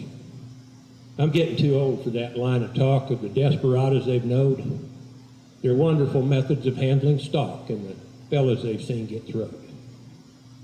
I guess I'm a dog that's had his day. And though I still am quick and strong, my hair and my beard have both turned gray, and I reckon I lived too long. None of them know me but that old cook Ed, and never a word he'd say. My story will stick in his old gray head till break of the judgment day. What's that I see him moving fast? That's a hoss that's slipping through. He's trying to make it out through the pass, and you come mighty near doing it too. Get back there. What are you trying to do? You hadn't a chance to bolt. Oh boy, I was wrangling a bunch like you before you was even a colt. What's later now? The guard has changed. One voice comes clear and strong. He's singing a tune of the old time range. We did like that song. Takes me back to when I was young. The memories come through my head. The times I've heard that old song sung by voices now long since dead. I've traveled better than half my trail. I'm well down the further slope. I've seen my dreams and ambitions fail. Memory replaces hope. It must be true, for I've heard it said that only the good die young. The tough old cusses like me and Ed must stay till the last dog's hung. I used to shrink when I thought of the past and some of the things I've known. I took to drink, but now at last, I'd far rather be alone. It's strange how quick a night goes by, for I live in the days of old, up here where it's only the hosses and I, up in the pinnacles, bold. The 2 short years that I ceased to roam, I led a contented life. Then trouble came. I left my home. I never have heard of my wife. The years I spent in a prison cell when I went by another name. You see, life's a mixture of heaven and hell to a fellow that plays the game. Look there in the east, it's the morning star. It shines with a fiery glow. It looks like the end of a big cigar, but it hadn't got far to go.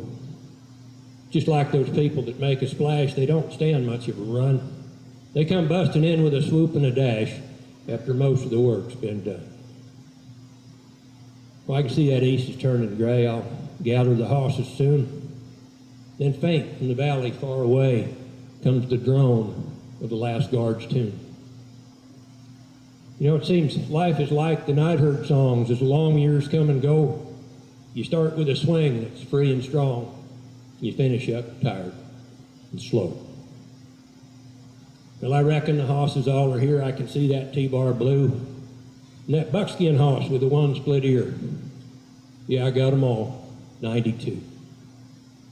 Just listen to how they roll them rocks. These sure are rough old trails. But then if they can't slide down on their hocks, they can coast along on their tails. Wrangler kid's out with his rope. He seldom misses a throw. Will he make a cowhand? Well, I hope, if they give him half a show. They're throwing that rope corral around, the horses crowd in like sheep. I reckon I'll swallow my breakfast down, try and forget and sleep. You see, I've lived my life and I've took a chance, regardless of law or vow. I've played their game. I've had my dance. I'm playing the fiddler now. Brewski's Cat and the old Nighthawk. Thank you.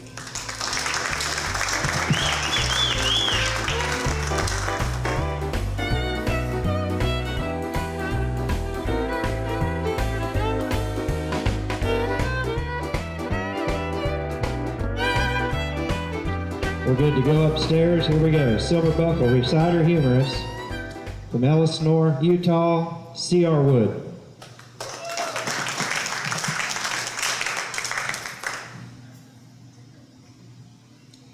I thought I'd shoe old Rivet.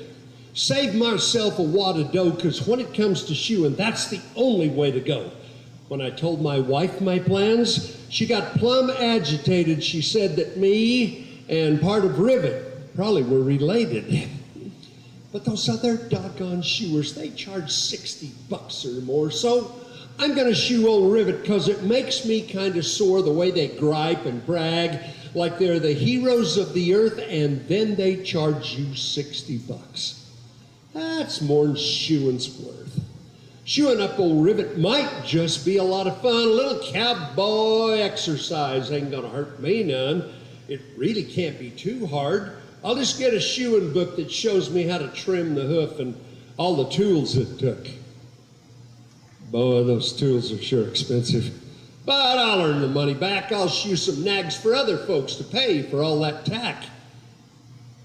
My wife says she's taking pictures. My wife.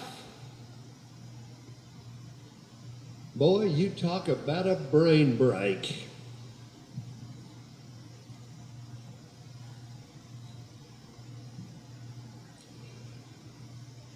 Said, don't let Rivet hurt you, and be careful what you say. I put the paramedics on alert and sent the kids away. I parked the car out by the road, so if something does go wrong, we can get you to the doctor without taking very long.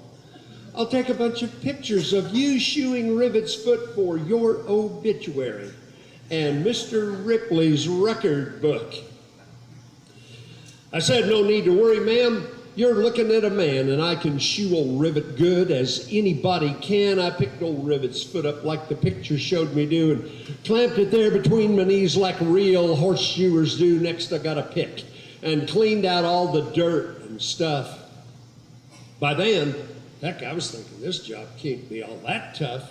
But then that doggone Rivet, he starts laying down on me, and tears start running in my eyes till I can hardly see. My knees are getting awful sore. My shoulders start to ache. I feel a hernia coming on. I think my back will break. I finally had to drop his foot so I could get my wind, but I said, old Rivet's tired, so I'm sort of resting him. I started chewing once again, but darn, I'm hurting bad. And then I realized I'm holding all the weight old Rivet had. And that horse is really heavy. He must weigh at least a ton. He got 4 legs that's sticking down, but all his weight's on one. My wife, who's taking pictures, said, I'd like a happy one. Look at me and smile like you're really having fun. I said, I ain't got time to pose. Can't you see I'm busy here? You want to make me smile? Go kick old Rivet in the rear. That's when Rivet come unglued. He liked to throw a fit, and then he made a mess and sort of squished around in it. My wife went heading into the house. You could tell that she was mad, but heck, it isn't my fault that old Rivet's acting bad, because Rivet's legs are really short. I have to lift him way up high. So in only just a minute, well, I think I'm gonna die. So I started looking around for something I could do to make those short legs long and make him easier to shoe. From the corner of my eyes, I saw my sweetheart's maple tree. Suddenly, this grand idea reached out and glommed on me. I went and got a tow rope from the trunk of Mother's car, flipped it over the big old limb and that stuck out pretty far. I tied old Rivet to the tree beneath that big stout rim, then went and got some cinder blocks and stood them up on him. And I tied the rope around Rivet and the limb of that big tree. If he steps off that cinder block, he ain't gonna fall on me. And I got 3 shoes tacked on him. Before he starts to faunch around, and with that rope and cinder blocks, he can't even touch the ground. But then a block tipped over, and he's hanging in the air, and I'm wondering if he's eligible to file for Medicare because he's having trouble breathing, and I don't know what to do. I sure hope he don't die because he'd waste 3 brand new shoes, but then another great idea. I stuck nails in that last shoe and shoved it under Rivet's foot and cut the rope in two. When Rivet fell down from that tree, he landed squarely on that shoe, and the nails went right up through his foot just like I knew they'd do. I hunkered over then and there and clenched the nails tight. Rivet had his brand new shoes, and I had won the fight. But next time I'll call the shoeing man. Heck, $50 ain't much. It ain't half what they charge you for an MRI and crutch. Ma's got a yard sale going home. She's got shoeing tools cheap. Why, heck, they've only been used once. They're brand new, just last week.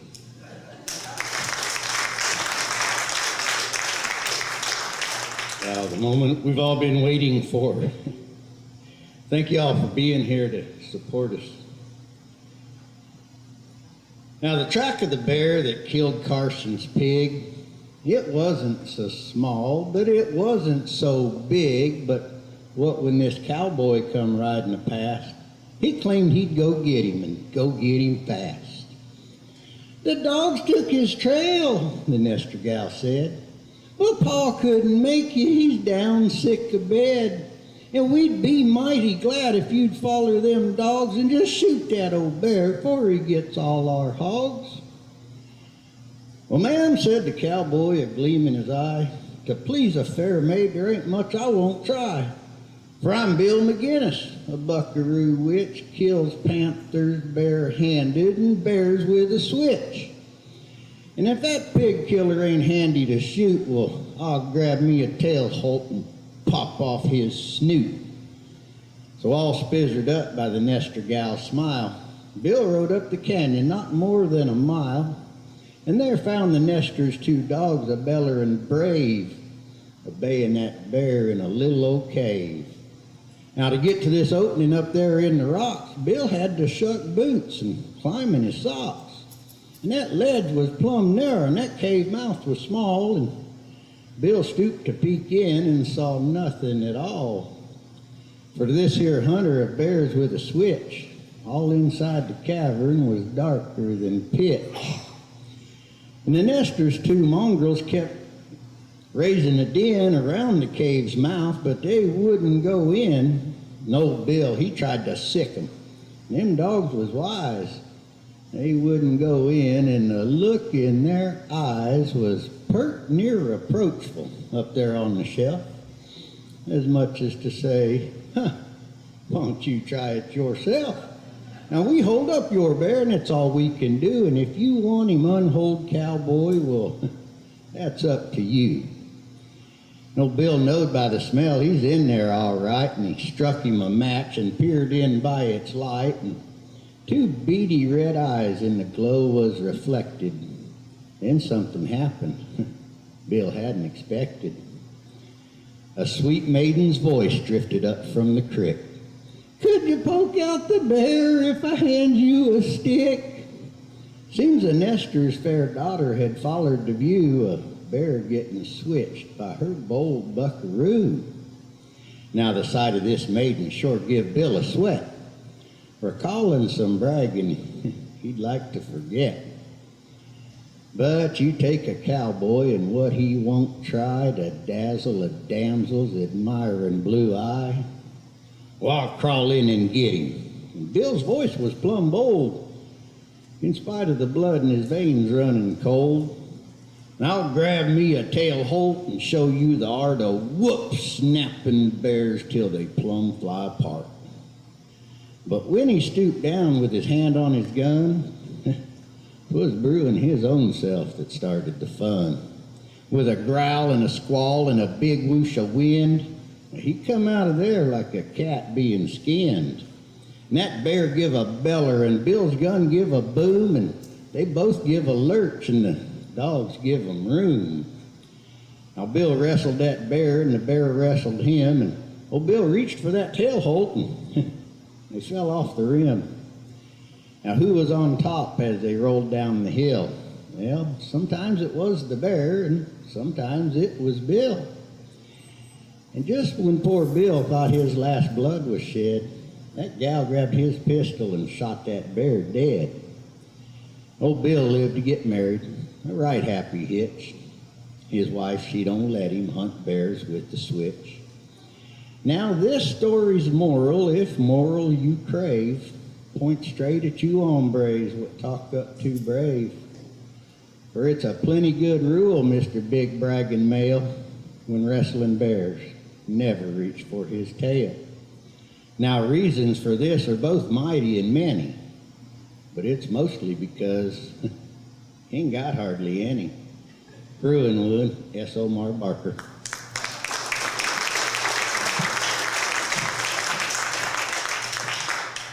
Is everybody clapping just because it's the last? Let's stay with that bear theme. This is a poem by the late, great Sonny Hancock. It's called A Bear Tale.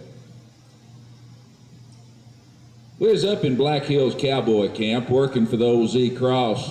It was my own piece of country. I was cook and crew and boss, and the afternoon of that year was coming on, as I recall, meaning summer hit the Cap Rock and slid right down into fall. The days were warm and pleasant, but the nights were kind of sharp, and I had this nice snug little cabin to keep the cold wind off my tarp, and the aspen leaves were turning yellow, and the bees buzzed around the hive. It was one of them kind of days it was just great to be alive. And as I traveled on that morning, looking out beneath my hat, thought I'd make a little circle down through Silver Dollar Flat and maybe brand some big slick yearling with the address of this farm, because I sure did need to limber up my old stiff roping arm. I was riding, kind of traveling down this little open draw, and I come around the corner and I'm shocked by what I saw. I pulled my horse up, started gawking, and my eyes went plumb agog. There's a big old brindle he-bear digging ants out of a log. Well, my heart commenced to pounding. I couldn't get no air. I knew I'd never have a better chance to rope myself a bear. Well, I tried to jerk my rope down, but my horse began to dance. Old Bruin, he ain't seen us yet. He's still busy digging ants. Well, I tied my rope both hard and solid, and I built a loop with care. I let out a cowboy war whoop, and we built right to that bear. The old beast, he seen us coming, he beat it for the trees. Weren't no moss a-growing on him, and he sure did split the breeze. But we pulled right in behind him like that Bible story told. I cast my bread upon the water, and it came back 1,000-fold, and I pitched my slack right at him, and I turned my pony neat. I heard him grunt and hit the ground as I jerked him off his feet, and I towed him toward the timber just the way it should be done. Shoot, there's nothing to it. Roping bears is lots of fun.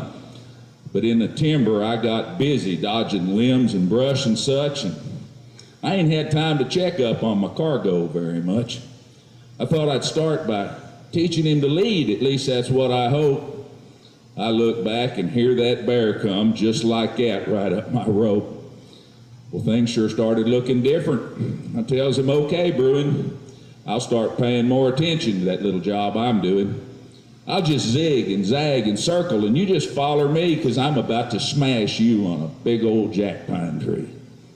Well, I zigged and zagged and circled, but it seemed to no avail. Next time I checked old Teddy, he's right behind my horse's tail, and about then, why my old pony made this funny little jump. Looked back, that old bear had started climbing up my rope across his rump. He's just plumb determined to be right up where I'm at. And you know, I've knowed a lot of fellers on the hills and on the plains, and no one ever told me I was overblessed with brains. But it didn't take no Einstein or special high IQ nor a call from God to tell me what this bear was going to do. And you know, a coward's way is a bad way in most anybody's book. That's the only way left open now, and that's the one I took. I just bailed off and checked it to him. A big rock broke my fall.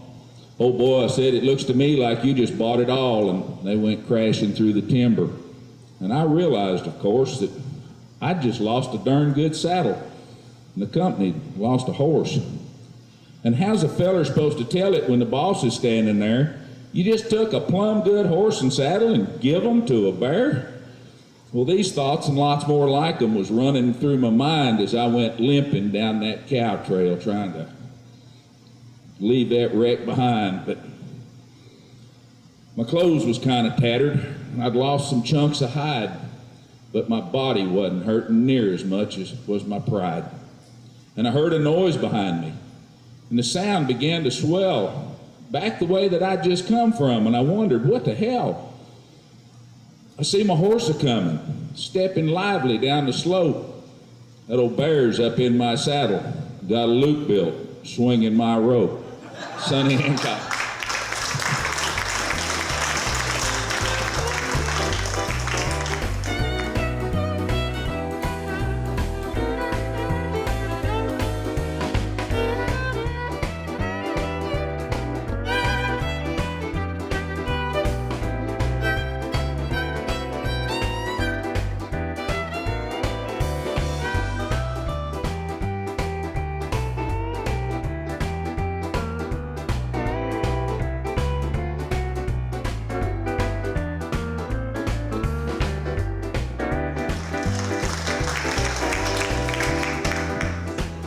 Thank you all. So we're going to do a repeat because I wasn't expecting that third one, but as I said before, I have a great respect for the ranch cowboys, the working ranch cowboys, and I've learned that especially from some of the old men that I've rode with. And I wrote this in their honor and as a tribute to them. Once again, this is Thin, Clean Air. Now, if you can use your imaginations, I want you to come along with me, and I'll paint you a picture of a cowboy that most folks never see. But I seen him riding hard, and I watched him fall and drag, bouncing off them rocks like a worn-out old dish rag. When the stirrup leathers broke and left him there for dead, he told me, "Fetch my hat, son. I don't want to burn my head." Well, he's tougher than a mountain, wilder than a bear, eating steak for breakfast and breathing thin, clean air.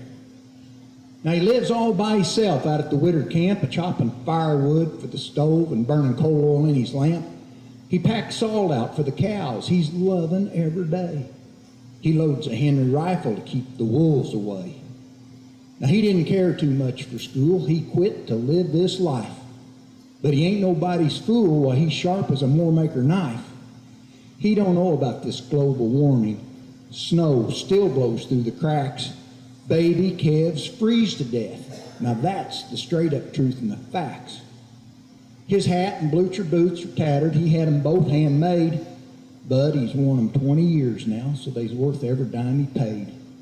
He never won a trophy buckle, just couldn't afford the price to play. But you can bet he was a top hand back in his younger day. Why, he could set a saddle bronc so pretty and scratch him all the way, just like he did old Luther, because that horse would buck with him almost every day. Now, he never gets too lonely. He don't intend to settle down. He checks his mail twice a year when he rides off into town. His hairs are growing thin, a mustache droops and hides his lips. His hands are kind of gnarly, and he's got arthritis in both his hips. His eyes are growing dim. Old age is all he fears. He's lived this way since before they quit the catalog at Sears. Now, they'll have to close that winter camp. They lay him in the ground, because he's the last of his kind. There's not another one around. Like the end of a good novel or reading the last page, his youth is all spent now and he's in the final stage. But he's tougher than the mountain, wilder than a bear, eating steak for breakfast and breathing thin, clean air.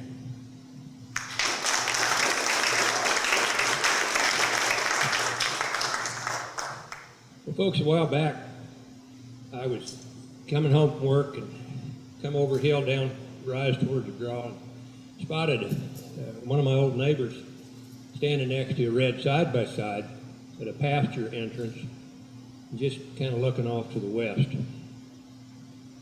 And this is a poem I call Fence Line Contemplations. It was just an old hedge gate post, standing now on 50 years, holding its end of 16 rods of wire containing the yearling steers. I inquired as to what he was doing as he stared at and well past that old post. And he said he was meditating on its elevation. He thought it was sitting a bit low. Now, I've known Harold for 30 years or more, and though we rarely speak, we always wave as our trails cross, each chasing our work through the weeks. He'd grown up on a dairy farm, known hard work from an early age. And when you labor your way through your formative years, you'll pretty much set the stage for the kind of man that you'll become, and the way that you'll live your life, and how work will yield meaning, allow contribution, stave off worry and strife. Well, as we talked, I realized I'd not seen him in his fields or pastures since fall. I'd heard a neighbor taking over his farm work, but as to why, I couldn't recall. There'd been rumors about health concerns on and off the last dozen years, but I just didn't feel it was my place to ask him. My reluctance, no doubt, due to my own fears. Well, we finished our chat and traded off colored jokes. Not knowing what else I should say, I reminded him that if he ever needed help, he could call any time, night or day. Then I added that I was home less and less, as my work seemed to be getting too much. And he went quiet for just an instant before saying, "Now I ain't got enough." And those words, well, they pulled me up short. For I've long known, for me, it'll end when I no longer can contribute through meaningful work and must face the futility of a life nearly spent. You know, maybe Kiskadden got it right after all. And there does come a time for most when memory truly replaces hope, and you meditate on old hedge gate posts. Thank you.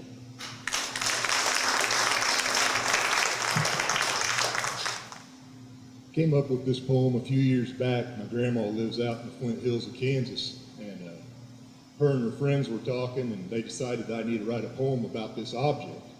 And so I came up with this, and it's just entitled, "To Do Not Spin a Yarn." If necessity is the mother of all invention, then in many times I have been the womb. And I don't care who you are, if you bed down under the stars, I have had an impact on you. See, to the Indians, I was the first sign of urban sprawl, and that memory still saddens me, watching those great people fall. And in a dark part of history, I hid souls as north they'd flee, before all realized everyone's free. I watched two brothers tinker day and night, because they believed, like birds on a wing, man could also take flight. You know them boys I'm talking about, Orville and Wilbur Wright. Seen many a kid turn green from their first smoke, and I watched them blush as whispers, told them their first off-center joke. I have seen the circle of life so many times, and though my tears are dry, I still cry, and for all my years, I have no answers why. As saints and sinners, seasoned pros and beginners, through my doors, they all have entered. I have been a landmark, a bar, a church, a school, and I protected man and machine that keeps your bellies full. Of war and peace I cannot choose, of politics I refuse. Religion, well, I have no quarrel, because I know there's someone in control, make everything come full circle.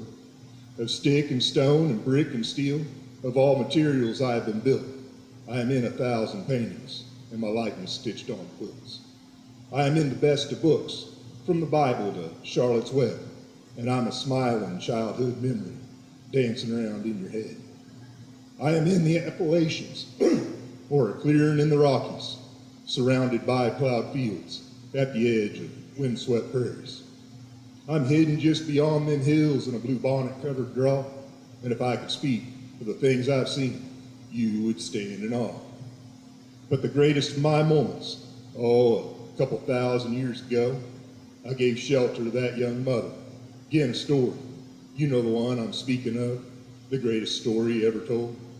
And while I tell you all of this, no, I do not spin a yarn. So I hope when you see me on these landscapes, you'll see more than that old barn. Thank you.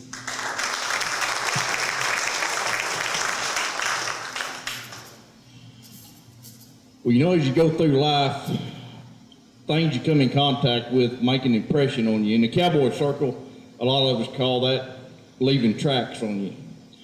And usually 3 things will leave a track on you when you're punching cows most of your life, and that's horses, people, and cattle.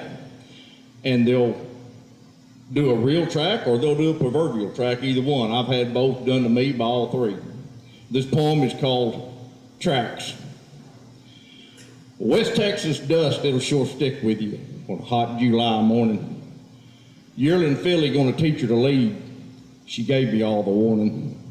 Small round pin, 30 feet of rope was all that I required. Eyes bugged out, about choked down, thought she was getting tired. Well, I reached my hand up between her eyes to gently calm her down. When I woke up, I was flat on my back, lying on the ground. Head swelled up, too dizzy to stand, couldn't hardly see. She walked across me from head to toe, left a track on me. Prince Albert in his right hand, paper in his left. Reins wrapped around the saddle horn, and conversation at its best. Well, Sam was riding on Matt that day, and fall was in the air. He talked about them ranches down in Texas and how they punch cows down there. Well, old Matt was in a log trot, just jigging right along, and Sam, he spun that quirly just like it was a song. As I trotted there beside him, I thought, now that's really something to see. First cow puncher I ever met. Sam Brown left a track on me. Well, driving big flat pasture, fence dropped off to my east. High horn Hereford cow running off, trying to make it to the creek. Well, I jerked down my rope and turned T-bone around. I had to beat fence to a loop, but old Logan was a covering ground. Now, I didn't have time to catch this cow and pull tight my cinch. There wasn't room for such frivolous things when trying to outrope Finch. Well, I stuck an 8 behind her horns and eased her off nice and slow. I saw Finch pick up a hind leg. I knew it was time to go. Well, that rope came tight, and that mohair popped old T-bone in the chest. About 15 feet from his second jump is where I came to rest.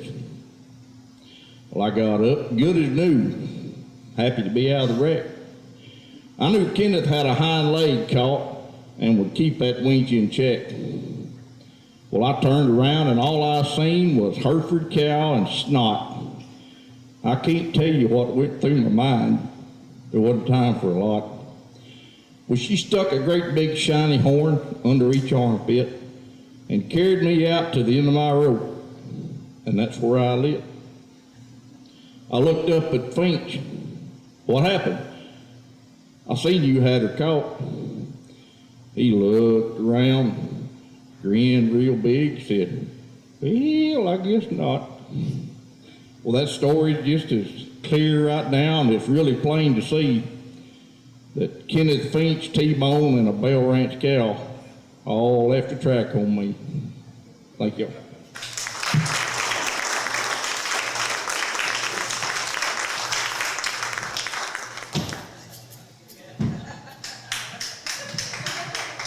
I made it this time. Watch me fall off when I leave.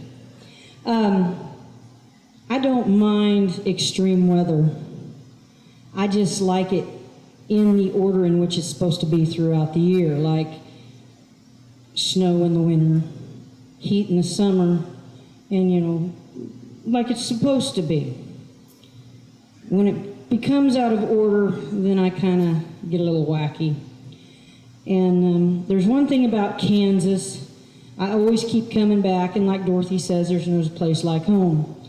And this poem kind of knocks Montana a little bit, but it could be any state other than Kansas, so hang on, here we go.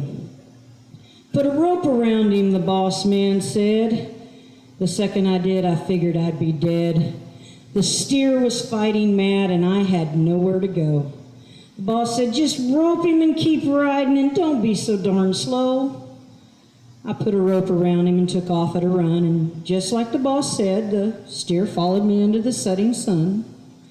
It wasn't but a half a mile to the catch pen ahead, but before I got there, I figured one of us would be dead.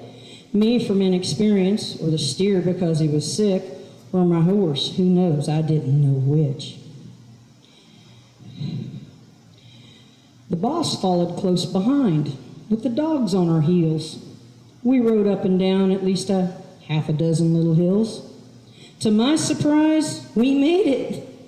Everyone intact, all because I rode hard and didn't dare look back. We got the steer in the corral and loaded up to go, and to our bad luck, a storm began to blow. We got the horses in the trailer and the dogs in the box. It started hailing hard, and we had to sit and watch. By the time we could get going, I couldn't believe my eyes. It began snowing in the middle of July. I looked at the boss man and I said, I'm done. I don't like Montana. I'm going home to the Kansas sun.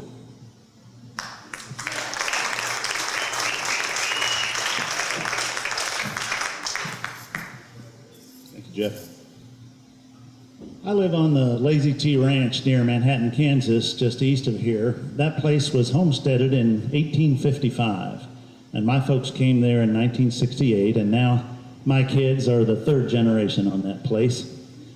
And every once in a while you come across a relic that connects you to the reason we do a lot of this, and that is our heritage and our legacy, our traditions. And this poem is an example of that. It's based on a true story. The poem is entitled The Legacy. They looked like dried up leather straps we found up in the attic. We've got to throw out all those scraps. That rule is automatic.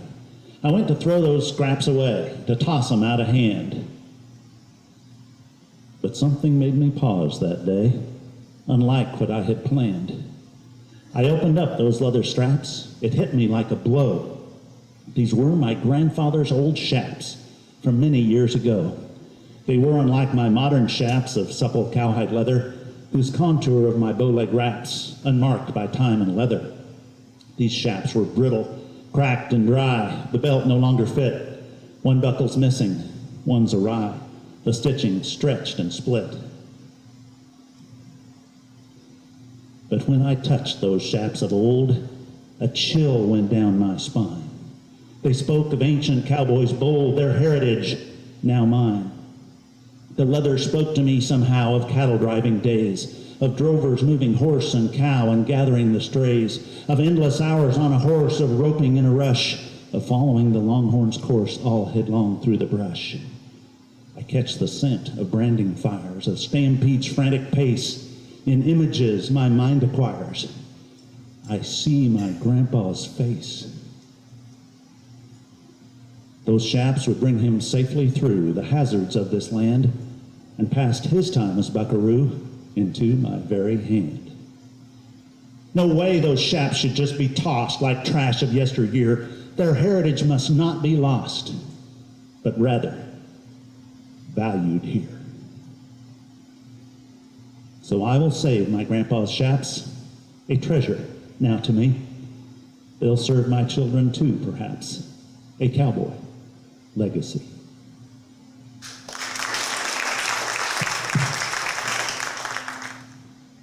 Good afternoon. I used to have a wife, and she put up with me for about 29 years, and she dropped dead one day. But she had a sense of humor almost as odd as mine, so she wouldn't find that horrible for me to say that in public. But then again, you never know. I guess this isn't supposed to be amusing, is it? Is this another one of those times where I'm funny and not humorous? Okay. I have a poem that I haven't aired for a while, and I like it. I wrote it. I haven't even messed with it much. Anyway, I'm on the clock, so I better get going. I call it Cozy Cowboy Cabin. It's dedicated to her. There's a cozy cowboy cabin beyond this teasing trickster trail, an enchanted bit of heaven where freedom's not for sale, cradled in alpine valley with rock of red and rose, with ways of wild green meadows where cactus never grows. A river runs right by it with a pond just down the way, where the aspen trees all shimmer and the deer come out to play. I'll search for her forever, the one with the auburn hair. When I crossed this restless river, she vowed to meet me there. It's made from stone and timber with happy, humble hands, aged with many memories. In majesty it stands. Showers of shining starlight reach right down to the door. A home of joy and passion where soul has need no more. There's tack stored down by the paddock where winter's winds come cold with whispers of fallen cowboys, once young, but never old. I'll search for her forever, the one with the auburn hair. When I crossed that restless river, she vowed to meet me there. Spirit fills the canyons on peaceful sacred breeze. Trees caress the heavens with prayer on rattling leaves. Up high on Magic Mountain, blessed with ice and snow, with primal mystic caverns where only wise ones go. We'll meet there in the autumn and claim our promised land, recover the ancient teachings and forge our sovereign brand. I'll search for her forever, the one with the auburn hair. When I crossed that restless river, she vowed to meet me there. In the evening of the journey, in the dark and damp and cold, it's easy to miss a signpost. It's time for the brave and bold. I can hear the call of cattle as they bellow and bawl and moan. My pony will not falter. He'll bring us both back home. That cabin's round here somewhere. We'll meet there at the door. She'll throw her arms round me and we'll know love once more. I'll search for her forever, the one with the auburn hair. When I crossed this restless river, she vowed to meet me there. Excuse me. I'm gliding along on Walker, my gated Palomino pal. That cabin's round here somewhere, perhaps past this old corral. On the wind, I can hear her laughter, smell smoke from an old wood stove. That cabin's round here somewhere, perhaps past this old oak grove. Yes, there's a cozy cowboy cabin beyond this backwards bend, the place where I've been going to claim the story's end. I have searched for her forever, the one with the auburn hair. But when I cross that restless river, I'll find her.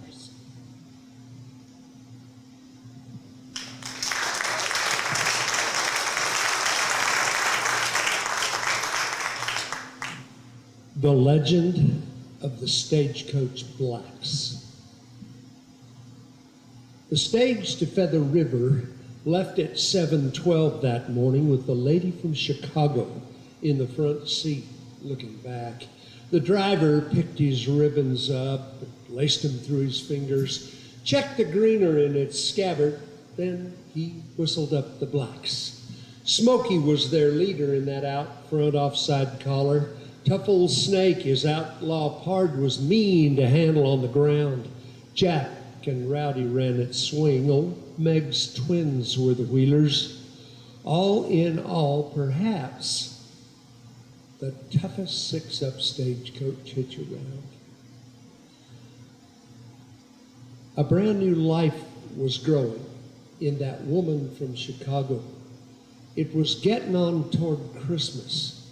Still, her husband didn't know he'd left her at a rooming house just south of 12th and Cisco, when he headed for the diggings where the sweet gold nuggets glow. He said he'd ride her often. Heck, it wouldn't take him no time to get out into the mining camps and stake a dandy claim. He'd only work it long enough to get good color showing, then he'd sell it for a profit and repeat this little game. With money from the placer gold, he'd speculate in timber, or he'd organize a miner's bank and really cause a stir. He'd build a house and fill it up with furniture from England. Then, when everything was perfect, he'd head east to come get her. Meanwhile, he'd send money. Well, his money never found her. After 8 long months of waiting, she was nearly destitute, and she figured she'd be better off a working miner's woman than a mother in Chicago, where nobody gives a hoot. His one and only letter was addressed from Feather River, thus the trip. Now, she was only 30-some-odd miles away in the rhythmic roll and rocking of that coach box on the braces seemed to whisper, "Just hold on. We're going to make it home today." The driver picked his ribbons walked his ribbons, feeding slack out to the leaders, reining Jack and Rowdy over, chasing twins clear through the band, talking to his partners down those lines of harness leather, making easy conversation with his fingers through his friends, and 20 lazy miles rolled by the Concorde's canvas windows, or the driver eased a bugle from its pouch up to his mouth.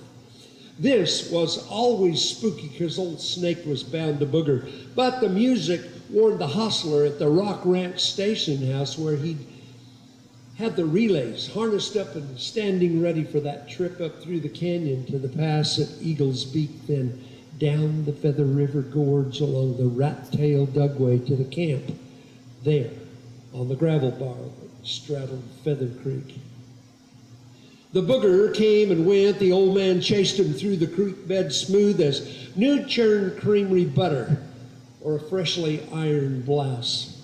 They flexed back off the Pelham bits to stand hip-shot and blowing, while the driver stared, disgusted, at an empty station house.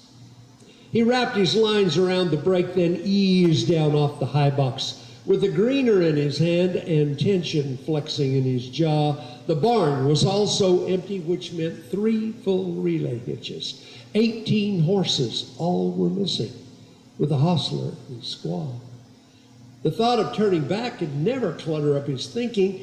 He was carrying a passenger, a strong box in the mail.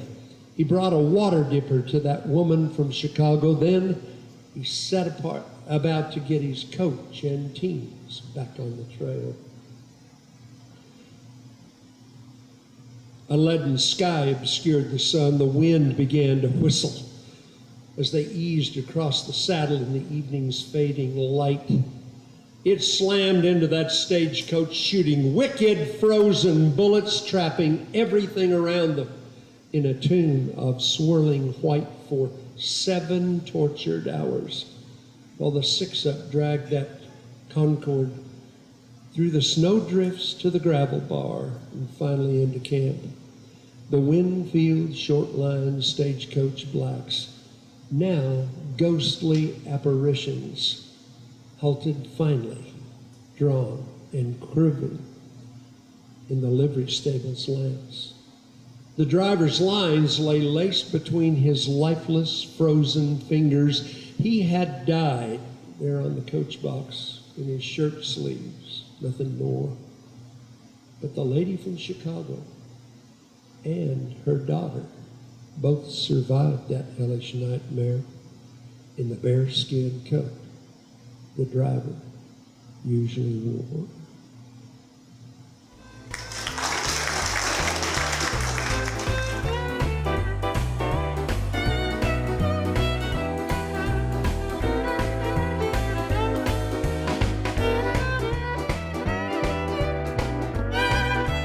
Okay. Humorous, starting at the bottom. Humorous contestant shootout, C.R. Wood.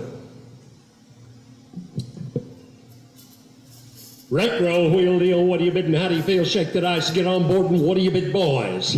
'Twas sale day at the auction barn and Merle took both his kids, warning, don't do nothing that old Harv might take for bids. Don't blink your eyes or giggle, don't point out what's in the ring. We came to sell the heifers. We don't need a single thing, no pigs, no goats or donkeys. We don't tan iguana skins that don't bale hay for llamas, no won't raise ostrich hens. I'm serious. You kids be still. Just sit there and be. We need it understood these people make their living here. Just sit down and be good. So Laura and her little sister, huddled, petrified, scared to move a muscle, twitter-pated, buggy-eyed, they both had good intentions. But the first thing through the gate, a paint horse that the ringman mouthed at 9 or 28. He wore a lot of brands. The first, a tattoo on his lip, a Z, a 9, a rafter, Y, a tree on his off hip. The cutest little fleur-de-lis a person ever saw, and ending with a 45 connected on his jaw. Dang sure he's a keeper. His condition told you that at 14 hands and sassy. Just a shade this side of fat, he probably spooked at every rock and tumbleweed around with just enough white eye to say, it's my first time to town. Harv thumbed back his mic switch, pushed his hat back on his head, spit into the sawdust, charged his cheek with snooze and said, hey, well, all right, boys, here we go now. What are you going to give for him? He's by Pooh Bah's brother's son out of Wyoming by truck, sound all around and turns to the right.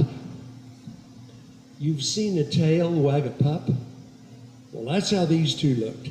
When Merle turned to his daughters, he knew his goose was cooked. Started on the $20, would you bid the 25, 5, 5 and out, 30, 30, 30, 35. Don't you move for 15 seconds. That's all it'll take to sell him to the Fox Food man. We might just catch a break. Well, 2.5 then, 32.5 and 35, 7.5, 7.5 and now 40. But Daddy, he looks lonesome. See, I think he's going to cry. Put him with old Dixie's colt. Come on, don't let him die. Boys, you're missing the boat here. He's got hips like a washerwoman, legs like a ballerina, keen fox ears, and a big kind eye. About the time Harv started on his boys y'all do right talk, Laura's little sister saw a bug and gave a squawk. Thank you, ma'am, at 40, now 2.5. At a 40, 2.5, 2.5, 2.5. Well, 1 then, 41. Are you done? If you're through, I am too. Sold out to the tallow-headed sweetheart sitting there by Merle. Thank you, darling. We couldn't have done it without you. Don't bring him back, Merle. Dang it, kitten. Told you not to whisper, point, or laugh. The least you could have done is pick some dwarfy scoured calf. I'd rather take a whipping than to fiddle with that brute. You kids already have a horse. But Daddy, this one's cute. So Merle bought a brand inspection, helped and all the rest, even had the vet draw blood to do a Coggins test.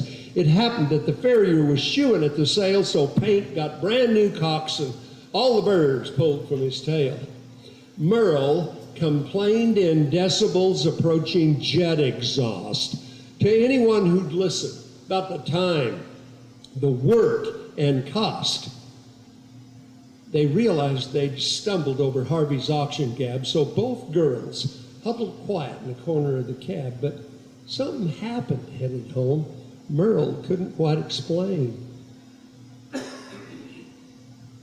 A reverent silence settled on that pickup truck domain, and he began to realize it didn't matter if the paint was good or bad, because what would really make the difference to his daughters is to know their father cared. It's time to stop this whole charade. The girls are really scared. He could have reassured them any step along the way. Harv knew bogus bids. He'd have never made them pay. The whole thing was a joke that somehow just got out of hand. And now the time comes for him to take a different stand. He tousled both their golden heads. He gave them each a hug. They laughed until they cried about the kitten and that bug. And every time they'd start to get a little self-control, one would holler, "Thank you, ma'am," and off again they'd go. Dad hauled them to the DQ for some ice cream. Then he bought a batch of Colonel Sanders that his sweetheart liked a lot. They bragged to Mom about their day when they got into town. She laughed, then kissed her husband. Her perspective was profound. "I prayed you'd bring us supper. Harvey made the heifers pay. So all in all, I'd say this family had a real good day." Paint ponies aren't important, nor are $40 bids. What's important is you took the time to be a hero to our kids. And I don't want to hear any crap about my hat. I am not Gabby Hayes. It's like I come from a line of cavalry scouts. Got it? Okay. This is kind of like a dead cat bounce, isn't it?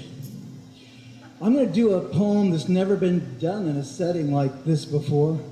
It was put together in Elko in a casino on the top floor around 2 or 3 o'clock in the morning with a bunch of drunken musicians.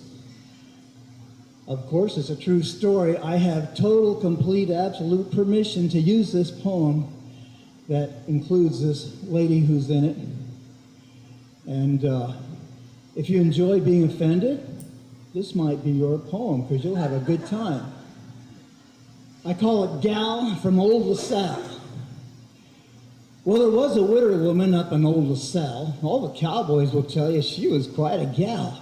She lived on her mountain so wild and free with 2 little dogs that would cough and wheeze. She cut her own firewood and plowed her own road. She was looking for a man, or so I was told. She had a smile and a giggle that would thrill me so, and a walk with a wiggle that said, "Come on, let's go." Well, she'd lounge on her deck without no clothes.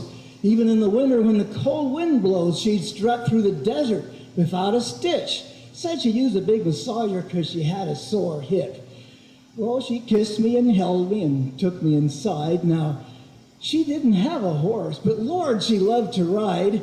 So I gave her a ring and said, "Marry me." She said, "Don't be silly. You should just be free." Well, she told me I was her only loving man, but she kept getting visits from Michael, Larry, Tony, and Sam. I told her the situation was making me sick and maybe it was time for us to just quit. She said, "Well, Duke, I don't know what to do, but why don't you come see me so we can screw?" So I held her, and I told her that I knew she lied. And then we prayed. She declared herself celibate, moved to Missouri with her new boyfriend, that Nazarene preacher with sandals for boots. Salvation. Go figure.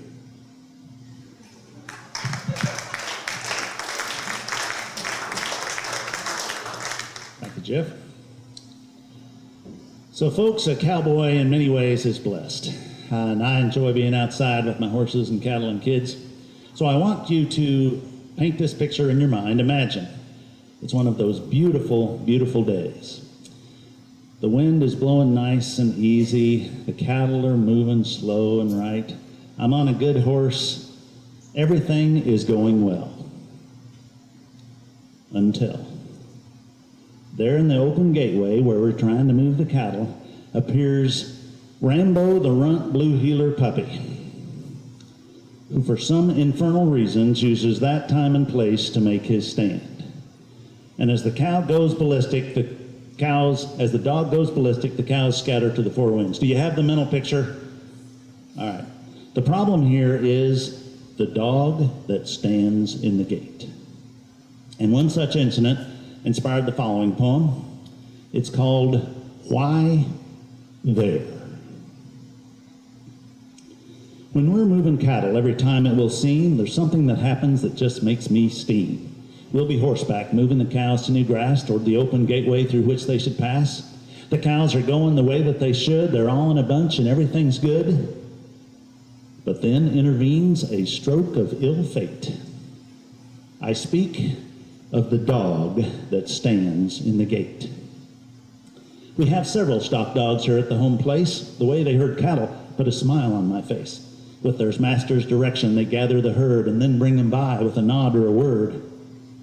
But some of our dogs just aren't quite that smart. They want in on the action, but not the right part. They end up in a spot that makes me irate.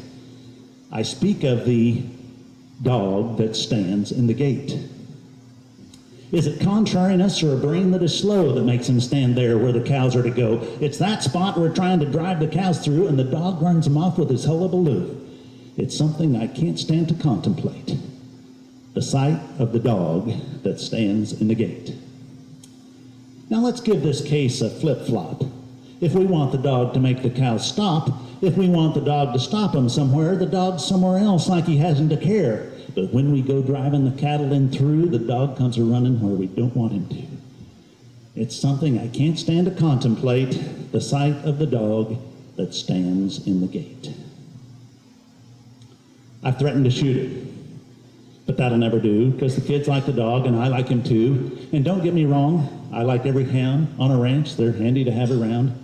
And a cowboy's life is a good one, outside in the wide open spaces with a good horse to ride. But one part of this life that I don't celebrate, what is it, folks? It's the dog that stands in the gate. Thanks. Happy to. Okay, I'm the goat lady, crazy goat lady, as a lot of people call me. And I punched cattle for 27 years, and the doctor shut me off on. He says those cattle are going to break your back. You better quit. So what do? I turn around and get into the poor man's cattle. I get a bunch of goats, and whether you're punching cattle or taking care of any other type of livestock, there's some basic things that are similar throughout. But goats are something special. But the main thing I've found is there ain't much difference. There ain't much difference between a cow and a goat when you're herding them across the plains. Neither follows directions, and they've all got to complain. A cow will take the higher ground. A goat will climb there too. A goat will run the opposite direction just to spite you. A cow will challenge your dog and your horse. The goat drags your dog through an obstacle course. A cow will sometimes honor the fence. The goat just climbs on through. But a goat, when lost or scared, comes looking, bellowing for you. An old cow and an old goat, you know their every move. But a crazy cow and a crazy goat, they frustrate the heck out of you. Now, I've punched cattle and I've punched goats. And they ain't much difference I find, except at night when camping out. The goat wants to sleep by your side.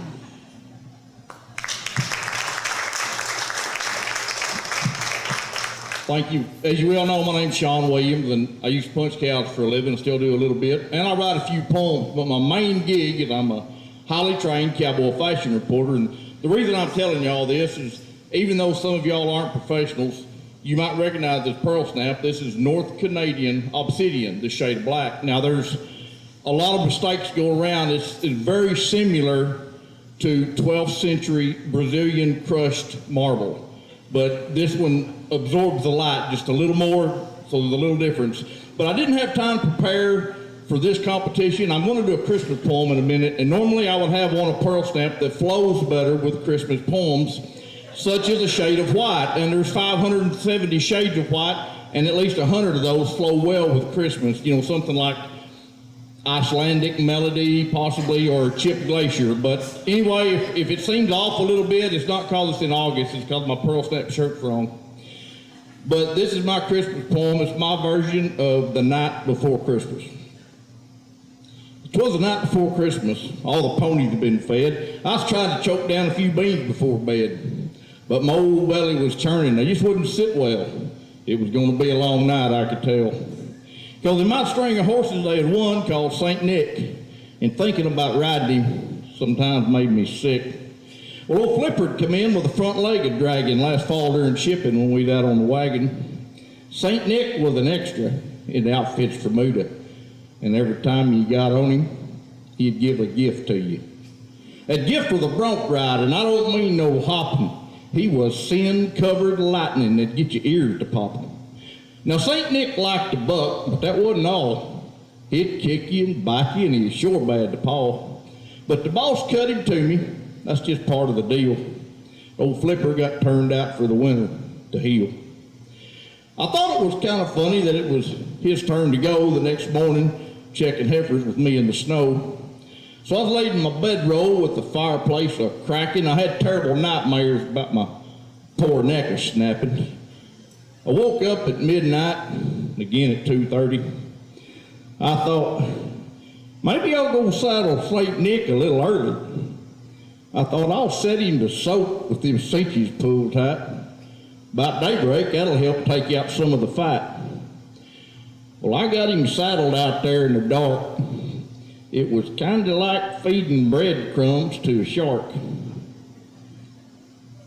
Well, I come back inside to wipe the blood off my head and see how much of my white shirt turned red. I laid back down, maybe now I could rest.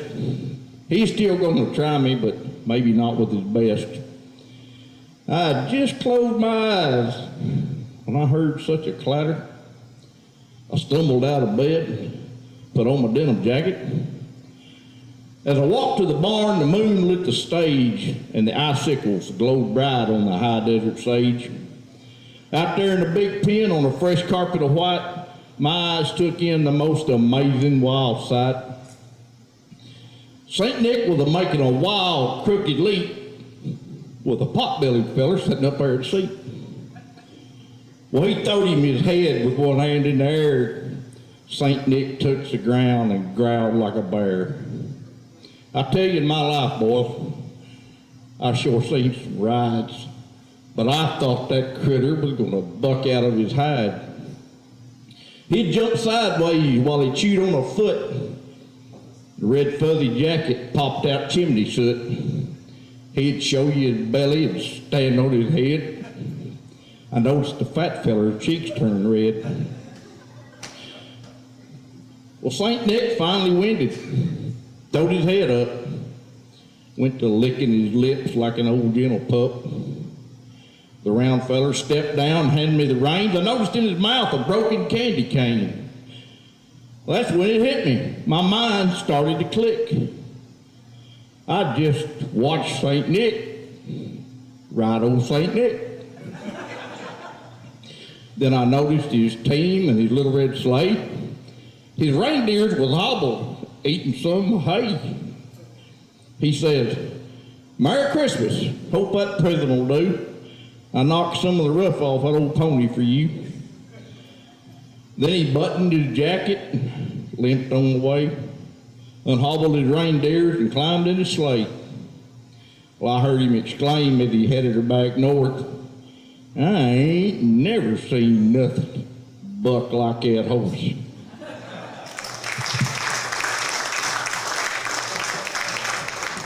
I was talking to Teresa in the back, and she asked me which poem I was going to do, and I said, well, either be one about a buddy of mine picking a girl up in a bar or about a dog I had, and she said, I like dogs. So we'll go with the dog. And this poem really started when I was about 8.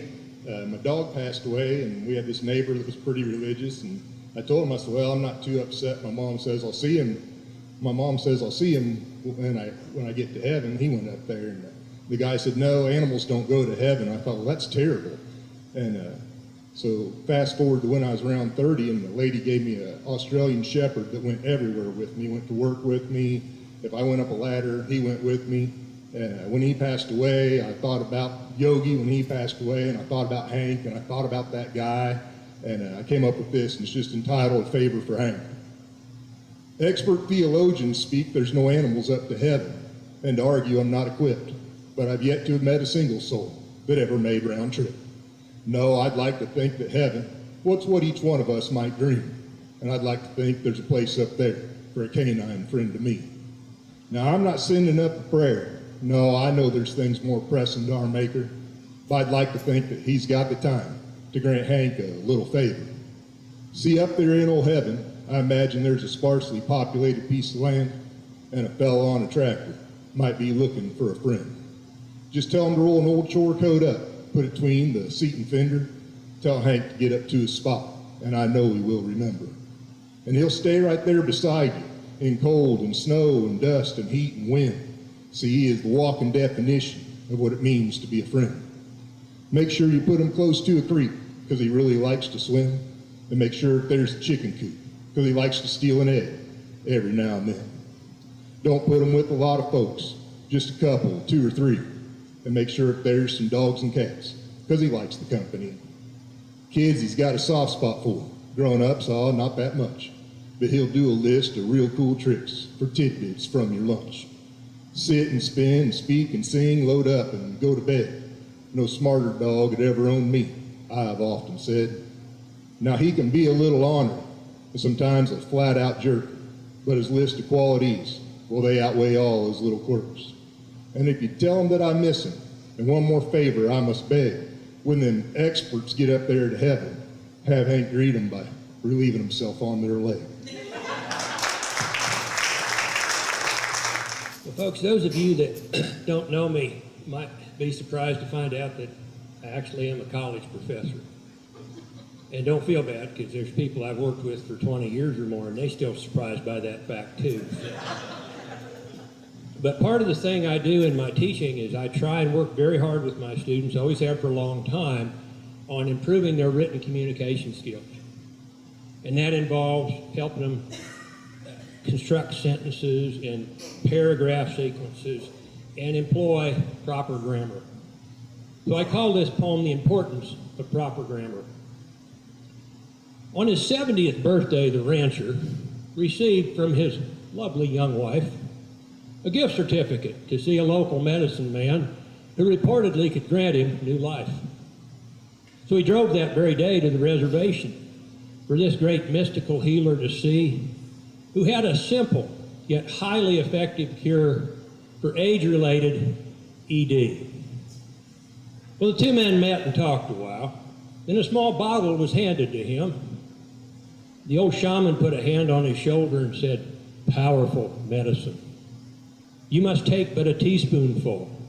Say the words 1, 2, 3, and then you will quickly become and remain the utmost manly of men." Well, now the cowboy, he grew a bit giddy, but then was struck by a more rational thought. He turned to the old healer and asked, "Then how do you make the medicine stop?" The medicine man said, "Your partner must say the words 1, 2, 3, 4. Then the cure will cease, and until the next full moon, the remedy will work no more." Well, the two men shook hands and bid their farewells. The old cowboy headed out for his truck. His mind began to fill with pleasant memories, and he could feel a change a-coming on in his luck. He hurried on home and ascended the stairs, shaved, showered, and then swallowed a dose. Then he beckoned his young wife to join him as his spirits and expectations arose. She found him there in their bedroom with a big smile and his eyes all agleam. And as he said the words 1, 2, 3, he transformed to the manliest man she'd ever seen. His lovely spouse grew quite excited. Clothing quickly shed hit the floor. And as she approached him seductively, she asked, "What was the 1, 2, 3 for?"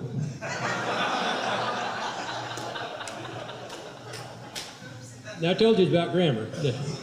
The grammatical moral of this short story, whilst true, is surprisingly simple. If you finish your sentence with a preposition, well, you may dangle a participle.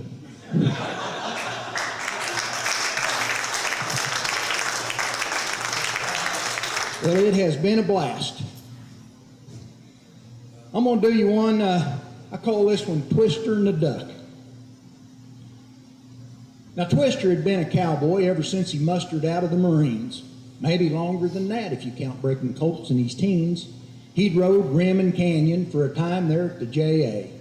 He liked that Paladura Canyon, but he wasn't looking for a place to stay. He'd rode for most of the big outfits. That gang ranch in Canada was just too cold. In the Flint Hills around Abilene, he finally settled and cowboyed till he was old. No one had ever seen Twister without his felt hat shaped with a puncher's crease, pants tucked in tall-top boots, or too busy to stop and visit a piece. Pockets full of candy for the kids, he'd hang around town and tell stories grand. With nothing left to prove, everyone knew that Twister had been a top hand. He went to wearing bib overalls, said Levi's cost too much. He preferred the big Smiths with all those pockets for candy and such. He liked watching westerns at the Plaza Theater there in Abilene. Even if they were just old reruns, he liked every one he'd seen. The kids would follow Twister around, hang on his every word. Afternoons, they'd watch movies for a dime. The theater called them Twister's Little Herd. Now, Molly and Polly were old maid sisters, and they liked watching westerns too. They'd sit on the very front row and whisper and giggle like sisters do. One afternoon, little Charlie brought along his pet duck. Twister knew that had never worked, but he thought with a little luck, he'd sneak that duck inside, stuffed in his bib overalls. Once he passed the ticket window, he hurried on down the halls. He sat on the front row with that duck, watching Randolph Scott. Seated next to Miss Molly, Charlie's pet was a-getting hot. Now Molly turned to Polly with disgust written on her face. His overalls aren't even buttoned, and he won't sit still in his place. Well, Polly hushed her sister. She couldn't see anything wrong. This was a good movie. It wouldn't last that long. Then that duck got to squirming, poked his head out, looking for air. Molly's eyes grew big, and she was crowding Polly's chair. What's the matter with you, sis? Why are you scooting over here? It's sticking out of his pants. Well, surely you've seen one before, dear. We've lived on the farm ever since I was born. But good golly, said Miss Molly, this one's eating my popcorn. Thank you.